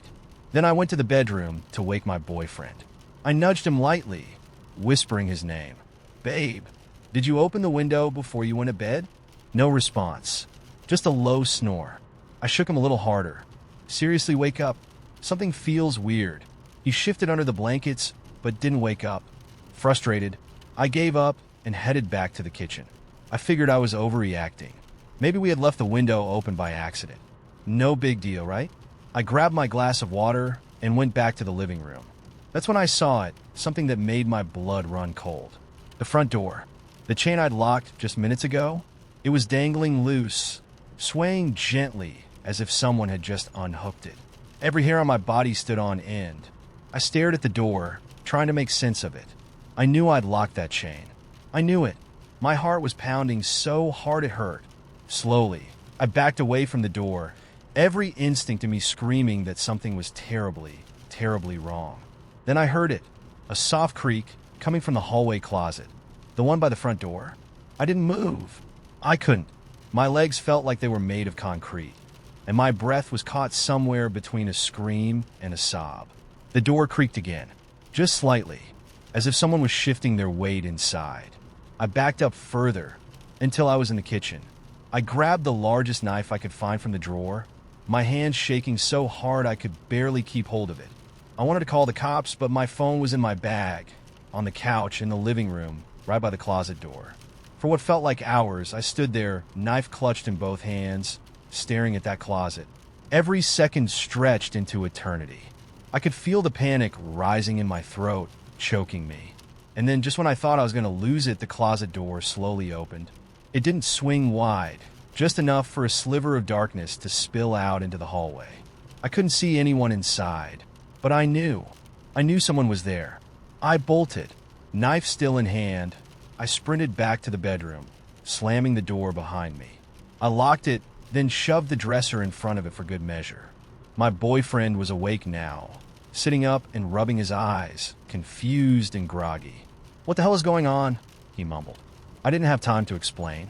I grabbed my phone from the nightstand and called 911, my hands trembling so badly I could barely hit the buttons. "There's someone in our apartment," I whispered into the phone. "Please send someone. Please." The operator's voice was calm, but I was anything but. I stayed on the line, listening for any sounds from the other side of the door.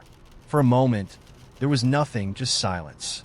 Then we heard it, the soft shuffle of footsteps moving away from the bedroom door, toward the front door. A few seconds later, the apartment went dead silent. The cops arrived 10 minutes later, but by then, whoever had been in our apartment was long gone. The front door was still locked, the chain hanging loose just like before. There was no sign of forced entry, no evidence that anyone had been there at all. Except, when the officers checked the closet, they found something that still haunts me to this day. A crumpled photograph lying on the floor. It was a picture of me, taken from outside the living room window. We moved out of that apartment the very next day. I still don't know who was in the closet, or how long they've been watching me. But every now and then, when I close my eyes at night, I see that photograph again. And I wonder how close I came to never waking up.